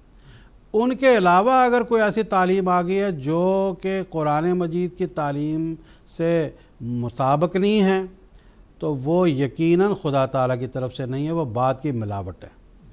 تو یہ انبیاء علیہ السلام کی جو تعلیمات ہیں ان کے اندر کوئی بھی اختلاف نہیں ہے، اور حضرت اقدس مسیح موعود علیہ السلام نے اس کی وجہ بتائی ہے۔ میں آپ کو وجہ 2-4 لائنوں پہ یہ پڑھ کر میں سنا دیتا ہوں۔ حضور نے فرمایا لیکچر سیالکوٹ میں جو بعنوان اسلام سن 1905 میں آپ نے یہ لیکچر سیالکوٹ میں دیا تھا۔ حضور فرماتے ہیں کہ دنیا کے مذاہب پر اگر نظر کی جائے تو معلوم ہوگا کہ بجز اسلام ہر ایک مذہب اپنے اندر کوئی نہ کوئی غلطی رکھتا ہے، اور یہ اس لیے نہیں کہ در حقیقت وہ تمام مذاہب ابتدا سے جھوٹے تھے، اس لیے نہیں ہیں، بلکہ اس لیے کہ اسلام کے ظہور کے بعد خدا نے ان مذاہب کی تائید چھوڑ دی اور وہ اس باغ کی طرح ہو گئے جس کا کوئی باغبان نہیں، مگر خدا نے اسلام کے ساتھ ایسا نہیں کیا، اور چونکہ وہ چاہتا تھا کہ یہ باغ ہمیشہ سرسبز رہے، اس لیے اس نے ہر صدی کے سر پر اس باغ کی نئے سرے سے آبپاشی کی، مگر دوسرے دینوں کو ہمارے نبی صلی اللہ علیہ وسلم کے بعد یہ تجدید کبھی نصیب نہیں ہوئی۔ مثلاً عیسائیت کے مذہب کو دیکھ لو کہ وہ ابتدا میں کیسے پاک اصول پر مبنی تھا، لیکن حضرت مسیح علیہ السلام کے بعد مسیحیوں کا خدا ایک اور خدا ہو گیا جس کا تورات کی تعلیم میں کچھ بھی ذکر نہیں۔ یہ بات بھی ثابت شدہ ہے کہ اسلام کے ظہور سے قبل ہندو مذہب بھی بگڑ چکا تھا اور تمام ہندوستان میں عام طور پر بت پرستی رائج ہو گئی تھی۔ غرض یہ تمام بگاڑ کہ ان مذاہب میں پیدا ہو گئے جن میں سے بعض ذکر کے بھی قابل نہیں، یہ تمام علامتیں ضرورت اسلام کے لیے تھیں۔ پس ہمارے نبی صلی اللہ علیہ وسلم اظہار سچائی کے لیے ایک مجدد اعظم تھے۔ تو یہ دراصل خلاصہ یہی اس بات کا کہ جو یہ بات بیان کی گئی کہ انبیاء علیہ السلام کی تعلیمات میں اختلاف کیوں ہے، اختلاف کوئی نہیں ہے۔ بنیادی تعلیمات جو توحید سے متعلق ہیں، جو انسانوں کی خدمت سے متعلق ہیں، جو اخلاقیات سے متعلق ہیں، شروع زمانے سے لے کے آپ صحائف پڑھتے چلے جائیں، ساری ایک جیسی ہیں، اور اگر اختلاف پیدا ہوا ہے تو وہ لوگوں کی ملاوٹ کی وجہ سے ہوا ہے، اس لیے کہ خدا نے ان مذاہب کی تائید چھوڑ دی، کیونکہ ایک مذہب جو خاتم النبیین صلی اللہ علیہ وسلم پر تا قیامت خدا نے نازل کرنا تھا، اس کی حفاظت اللہ نے کی اور اس کو دنیا میں نازل فرما دیا تھا۔ جزاکم اللہ تعالیٰ حسن جزا۔ اب ہم کچھ ٹیلی فون کالرز کی طرف جاتے ہیں۔ انڈیا سے مکرم خورشید احمد گنائی صاحب اس وقت ہمارے ساتھ ٹیلی فون لائن پر موجود ہیں، ان کا سوال سنتے ہیں۔ السلام علیکم ورحمۃ اللہ، خورشید احمد گنائی صاحب۔ السلام علیکم خورشید صاحب، آپ موجود ہیں ٹیلی فون لائن پر؟ ہم خورشید صاحب سے دوبارہ رابطہ کرنے کی کوشش کریں گے۔ اس عرصے میں سید کلیم ارشد صاحب ہیں گجرات انڈیا سے، وہ اس وقت ہمارے ساتھ ٹیلی فون لائن پر موجود ہیں، ان سے بات کرنے کی کوشش کرتے ہیں۔ السلام علیکم ورحمۃ اللہ سید کلیم صاحب۔ وعلیکم السلام ورحمۃ اللہ وبرکاتہ۔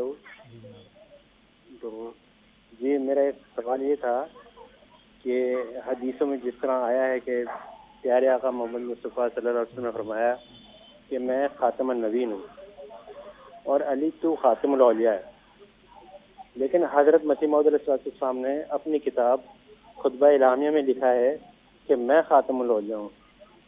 تو ہم سے غیر جماعت لوگ یہ سوال کرتے ہیں کہ پھر اصلی خاتم الاولیاء کون ہے؟ یعنی نبی اکرم صلی اللہ علیہ وسلم نے حضرت علی کو فرمایا ہے اور حضرت مسیح موعود علیہ السلام اپنے آپ کو خاتم الاولیاء کہہ رہے ہیں، تو فیصلہ کس طرح کرنا ہے ہمیں؟ تو اس کا جواب چاہیے سر۔ ٹھیک ہے جناب، جزاکم اللہ، شکریہ کلیم صاحب۔ محترم مولانا منیر احمد صاحب خادم سے درخواست ہے۔ یہ اس بات کو سمجھنے کے لیے ہمیں حضرت اقدس مسیح موعود علیہ السلام کی طرف ہی لوٹنا ہوگا کہ آپ نے جو ہمیں خاتم الانبیاء کی تفسیر سمجھائی ہے وہی تفسیر خاتم الاولیاء کی ہے۔ خاتم الانبیاء کی تفسیر یہ ہے کہ حضرت نبی کریم صلی اللہ علیہ وسلم کے بعد اب کوئی ایسا نبی نہیں آ سکتا جس پر آپ صلی اللہ علیہ وسلم کی تصدیق کی مہر نہ ہو۔ آپ پر جو ایمان لانے والا ہوگا، جو مسلم ہوگا، وہ جو ان شرائط کو پورا کرے گا اور ضرورت بھی ہوگی تو وہ جو ہے نبی ہو سکتا ہے۔ خاتم الانبیاء کا یہ مطلب ہے کہ انبیاء علیہم السلام کی نبی کریم صلی اللہ علیہ وسلم مہر ہیں، کا مطلب یہ ہے کہ آپ انبیاء علیہم السلام کے بھی مصدق ہیں۔ اس کا ایک مطلب یہ بھی ہے کہ جو نبی کی تعلیم حضرت صلی اللہ علیہ وسلم کی پیش کردہ تعلیم پر ہے، پچھلے انبیاء کی تعلیم، وہ قابل قبول اور دوسری قابل قبول نہیں۔ یہ خاتم الانبیاء نبیوں کے بھی مصدق ہیں جو پیچھے گزر گئے، اور آئندہ آنے والا اگر کوئی ہوگا تو وہ حضرت صلی اللہ علیہ وسلم کی تعلیم پر، آپ کی کامل اطاعت پر آنے والا ہوگا، تو اس کے لیے اللہ تعالیٰ نے یہ راستہ کھلا بھی رکھا ہوا ہے۔ تو یہ خاتم الانبیاء کی تفسیر ہے۔ حضرت نبی کریم صلی اللہ علیہ وسلم نے اسی تفسیر کے مطابق حضرت علی رضی اللہ تعالیٰ عنہ کے بارے میں فرمایا کہ علی، جیسے میں خاتم الانبیاء ہوں ویسے ہی تم خاتم الاولیاء ہو۔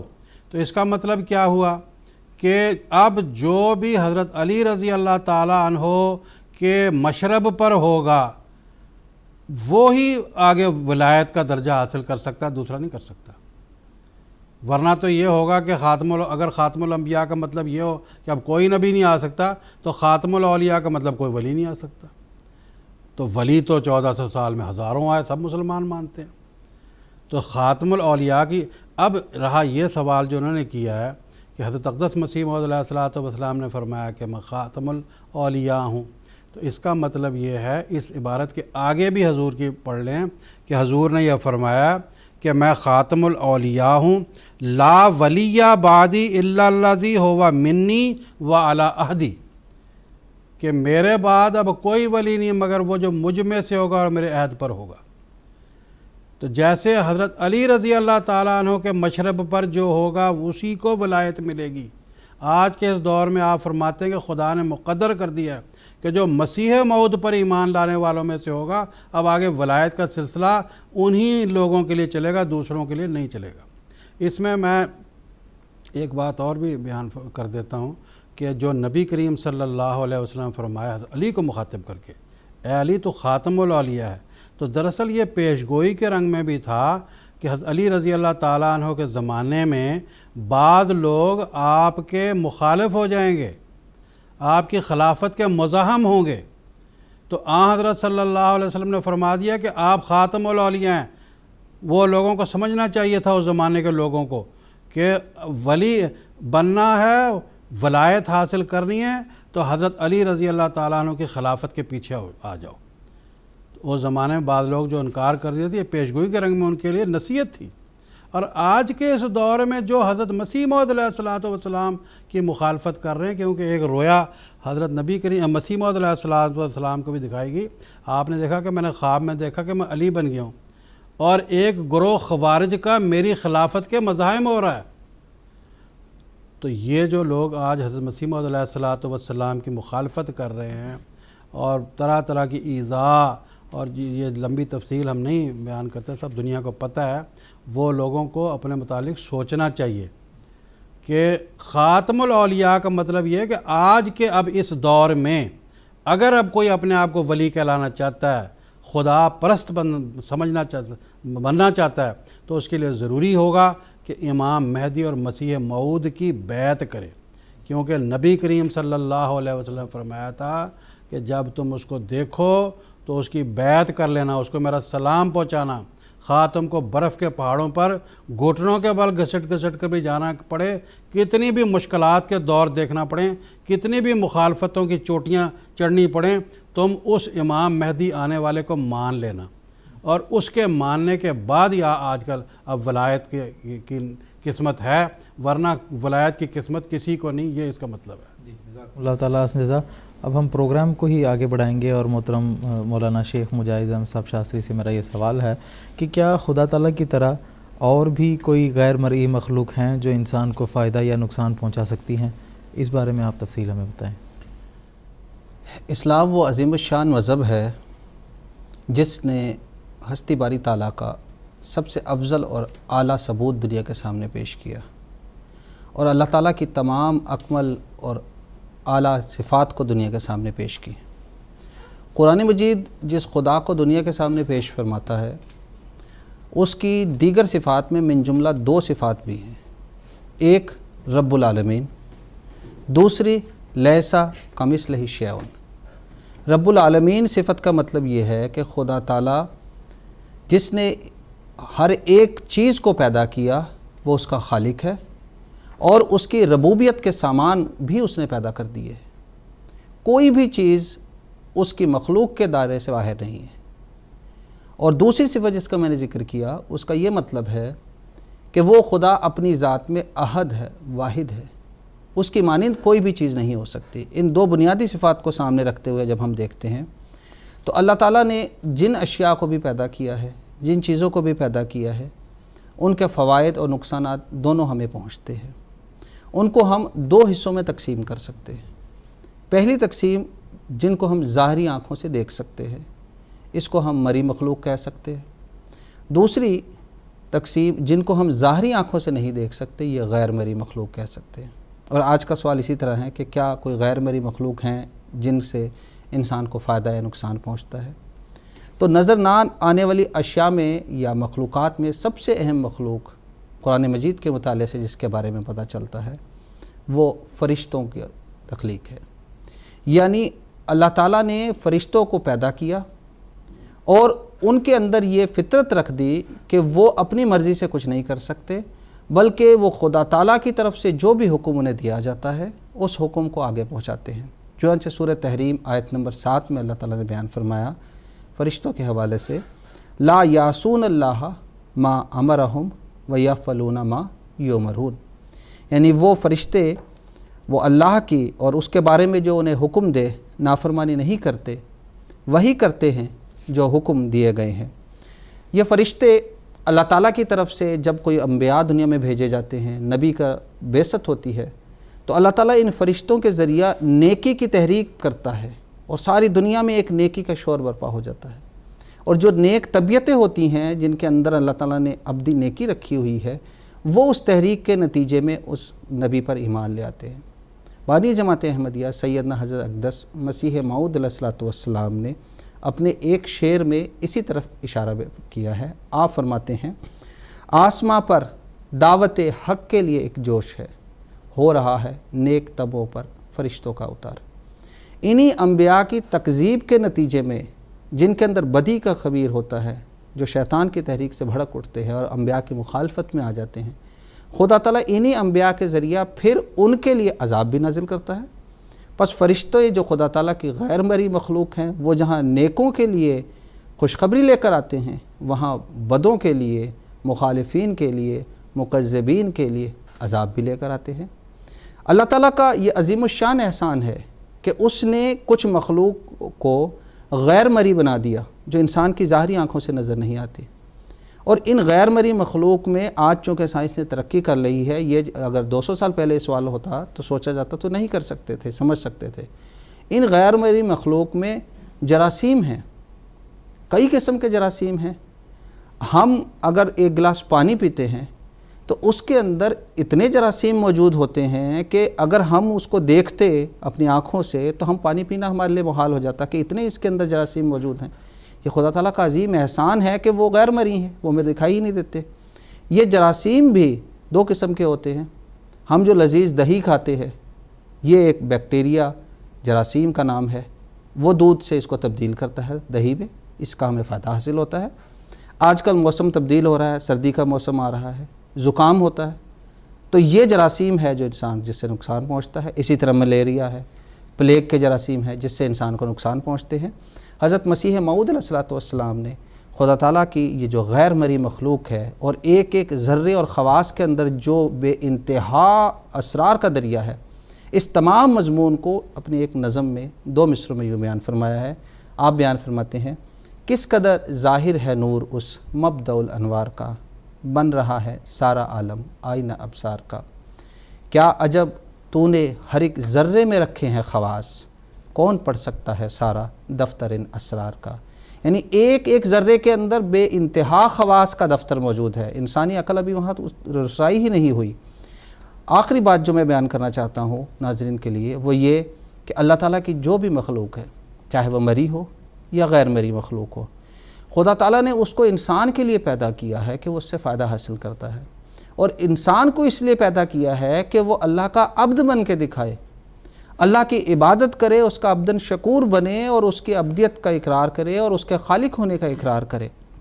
اور اگر کوئی موضوعی اثرات ان غیر مری اور مری چیزوں سے اگر پہنچتے ہیں تو یہ بانی اسلام خاتم النبیین حضرت محمد مصطفیٰ صلی اللہ علیہ وسلم کا عظیم الشان احسان ہے کہ آپ نے ہمیں دعا کا ذریعہ سکھایا۔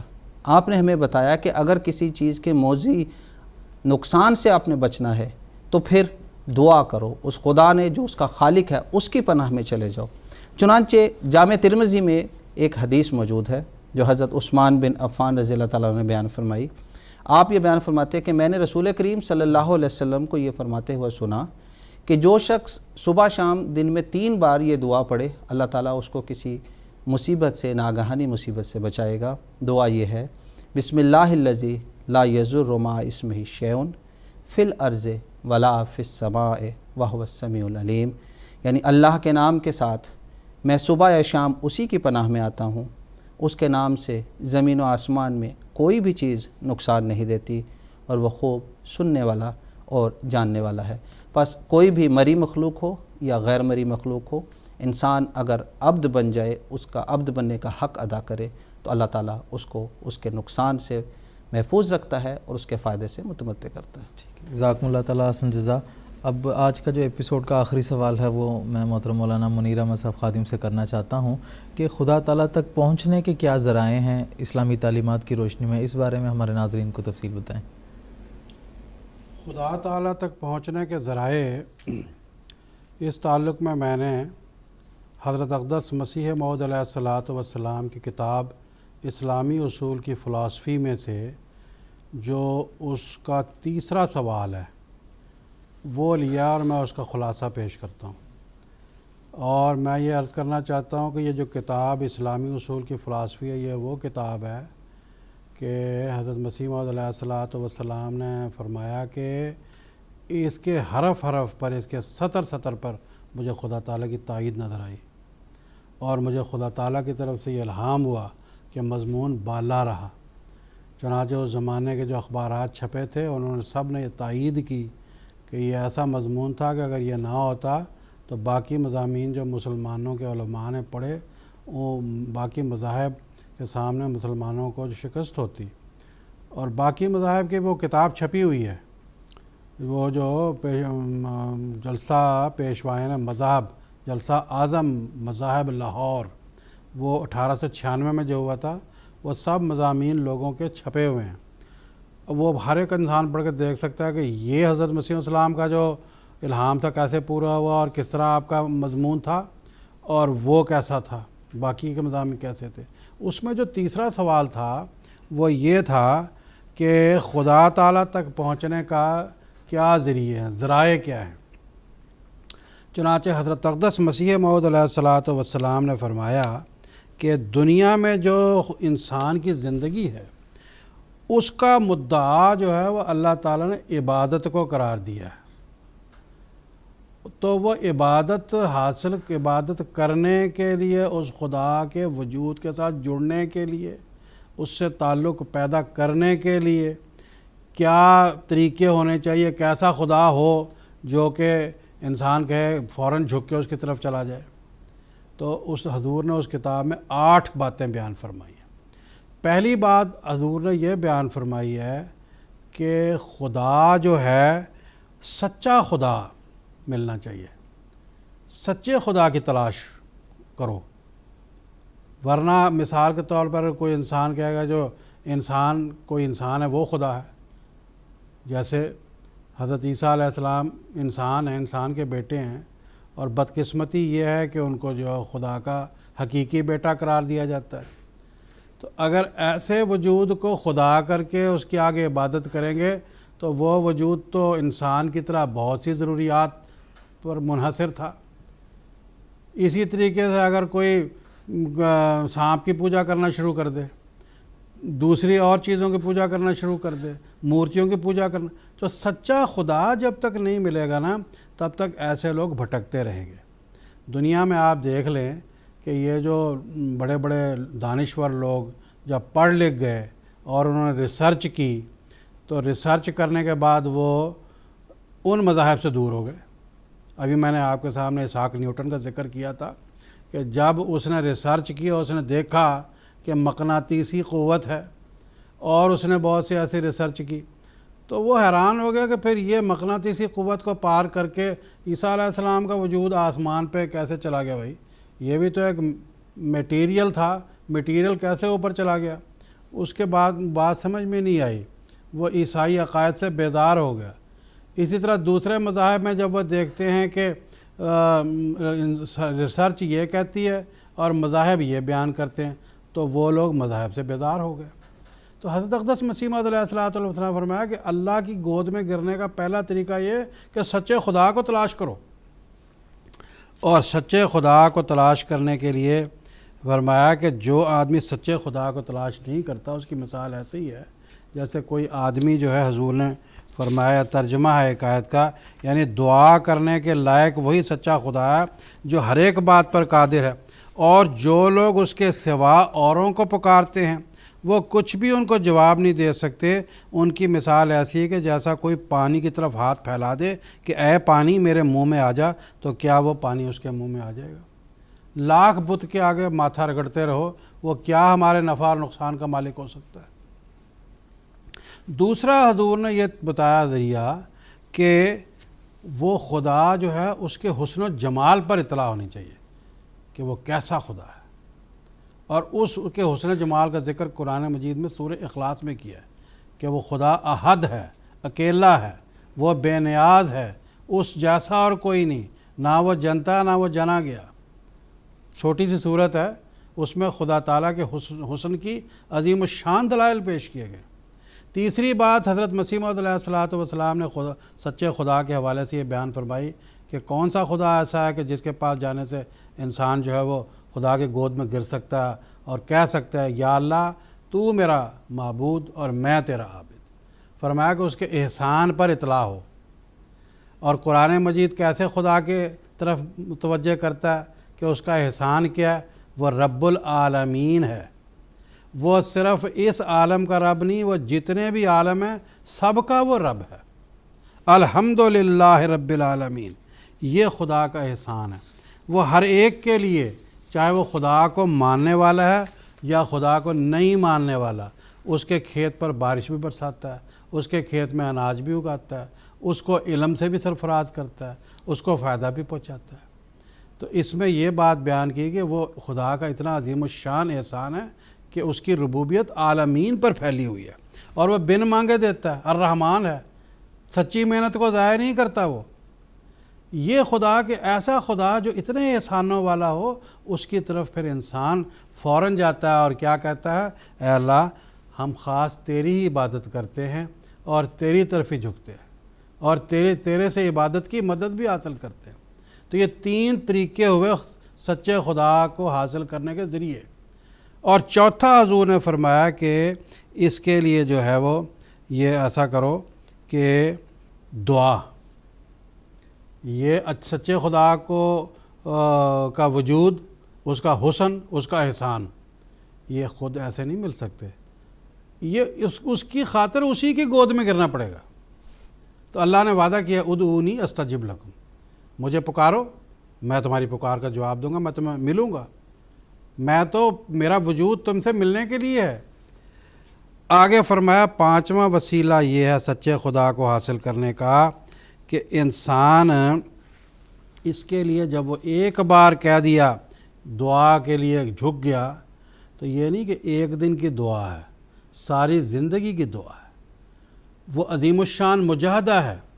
والذین جاہدوا فینا لنہدینہم سبلنا.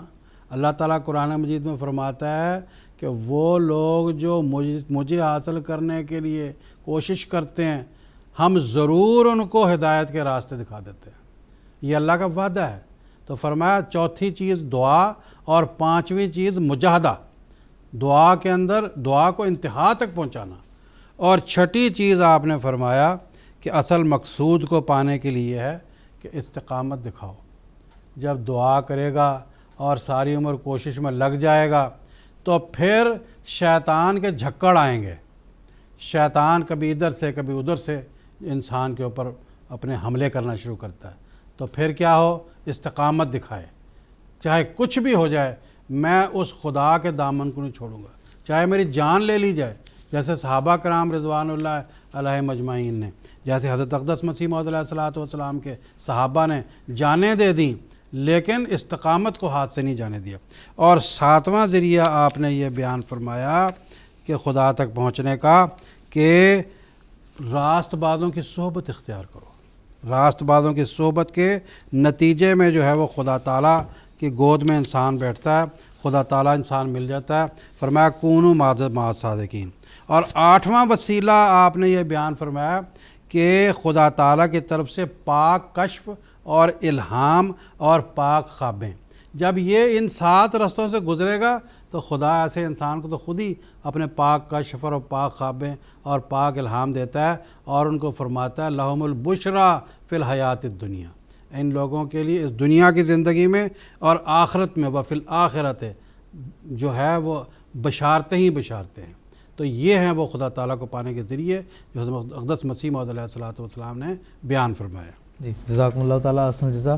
تو ناظرین کرام، اس کے ساتھ آج کا ہمارا ایپیسوڈ ختم ہوا چاہتا ہے۔ میں مجیب حضرات کا بھی شکریہ ادا کرتا ہوں، اسی طرح جن احباب نے، ہمارے مشاہدین نے ٹیلی فون لائنز کے ذریعے سے اپنے سوالات ہمارے پروگرام تک بھجوائے، ان کا بھی میں شکریہ ادا کرنا چاہتا ہوں۔ آخر پر سیدنا حضرت اقدس مسیح موعود علیہ الصلوۃ والسلام کا ایک اقتباس آپ کی خدمت میں پیش کرنا چاہتا ہوں، جس میں حضور فرماتے ہیں اس قادر اور سچے اور کامل خدا کو ہماری روح اور ہمارا ذرہ ذرہ وجود کا سجدہ کرتا ہے، جس کے ہاتھ سے ہر ایک روح اور ہر ایک ذرہ مخلوقات کا ماں اپنی تمام قوا کے ظہور پذیر ہوا، اور جس کے وجود سے ہر ایک وجود قائم ہے، اور کوئی چیز نہ اس کے علم سے باہر ہے اور نہ اس کے تصرف سے، نہ اس کے خلق سے۔ اور ہزاروں درود اور سلام اور رحمتیں اور برکتیں اس پاک نبی محمد مصطفیٰ صلی اللہ علیہ وسلم پر نازل ہوں، جس کے ذریعے سے ہم نے وہ زندہ خدا پایا جو آپ کلام کر کے اپنی ہستی کا آپ ہمیں نشان دیتا ہے، اور آپ فوق العادت نشان دکھلا کر اپنی قدیم اور کامل طاقتوں اور قوتوں کا ہم کو چمکنے والا چہرہ دکھاتا ہے۔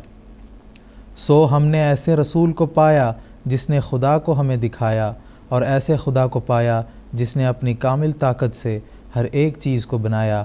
اس کی قدرت کیا ہی عظمت اپنے اندر رکھتی ہے، جس کے بغیر کسی چیز نے نقش وجود نہیں پکڑا، اور جس کے سہارے کے بغیر کوئی چیز قائم نہیں رہ سکتی۔ وہ ہمارا سچا خدا بے شمار برکتوں والا اور بے شمار قدرتوں والا اور بے شمار حسن والا اور بے شمار احسان والا، اس کے سوا کوئی اور خدا نہیں۔ تو ناظرین، انشاءاللہ العزیز ہستی باری تعالیٰ کے تعلق سے ہم اپنے اگلے ایپیسوڈ میں بھی مزید تفاصیل لے کر آپ کی خدمت میں حاضر ہوں گے۔ ہمارا اگلا ایپیسوڈ مرخہ 10 نومبر 2018 ہفتے کے دن انڈین ٹائم کے مطابق رات کے 9:30 بجے اور GMT کے مطابق سحر کے 4 بجے قادیان دارالامان سے ہم آپ کی خدمت میں لائیو پیش کریں گے۔ تب تک کے لیے اجازت دیجیے گا۔ السلام علیکم ورحمۃ اللہ وبرکاتہ۔ آؤ لوگوں کہ یہی نور خدا پاؤ گے، لو تمہیں طور تسلی کا بتایا ہم نے۔ آؤ لوگوں کہ یہی نور خدا پاؤ گے، لو تمہیں طور تسلی کا بتایا ہم نے، لو تمہیں طور تسلی کا بتایا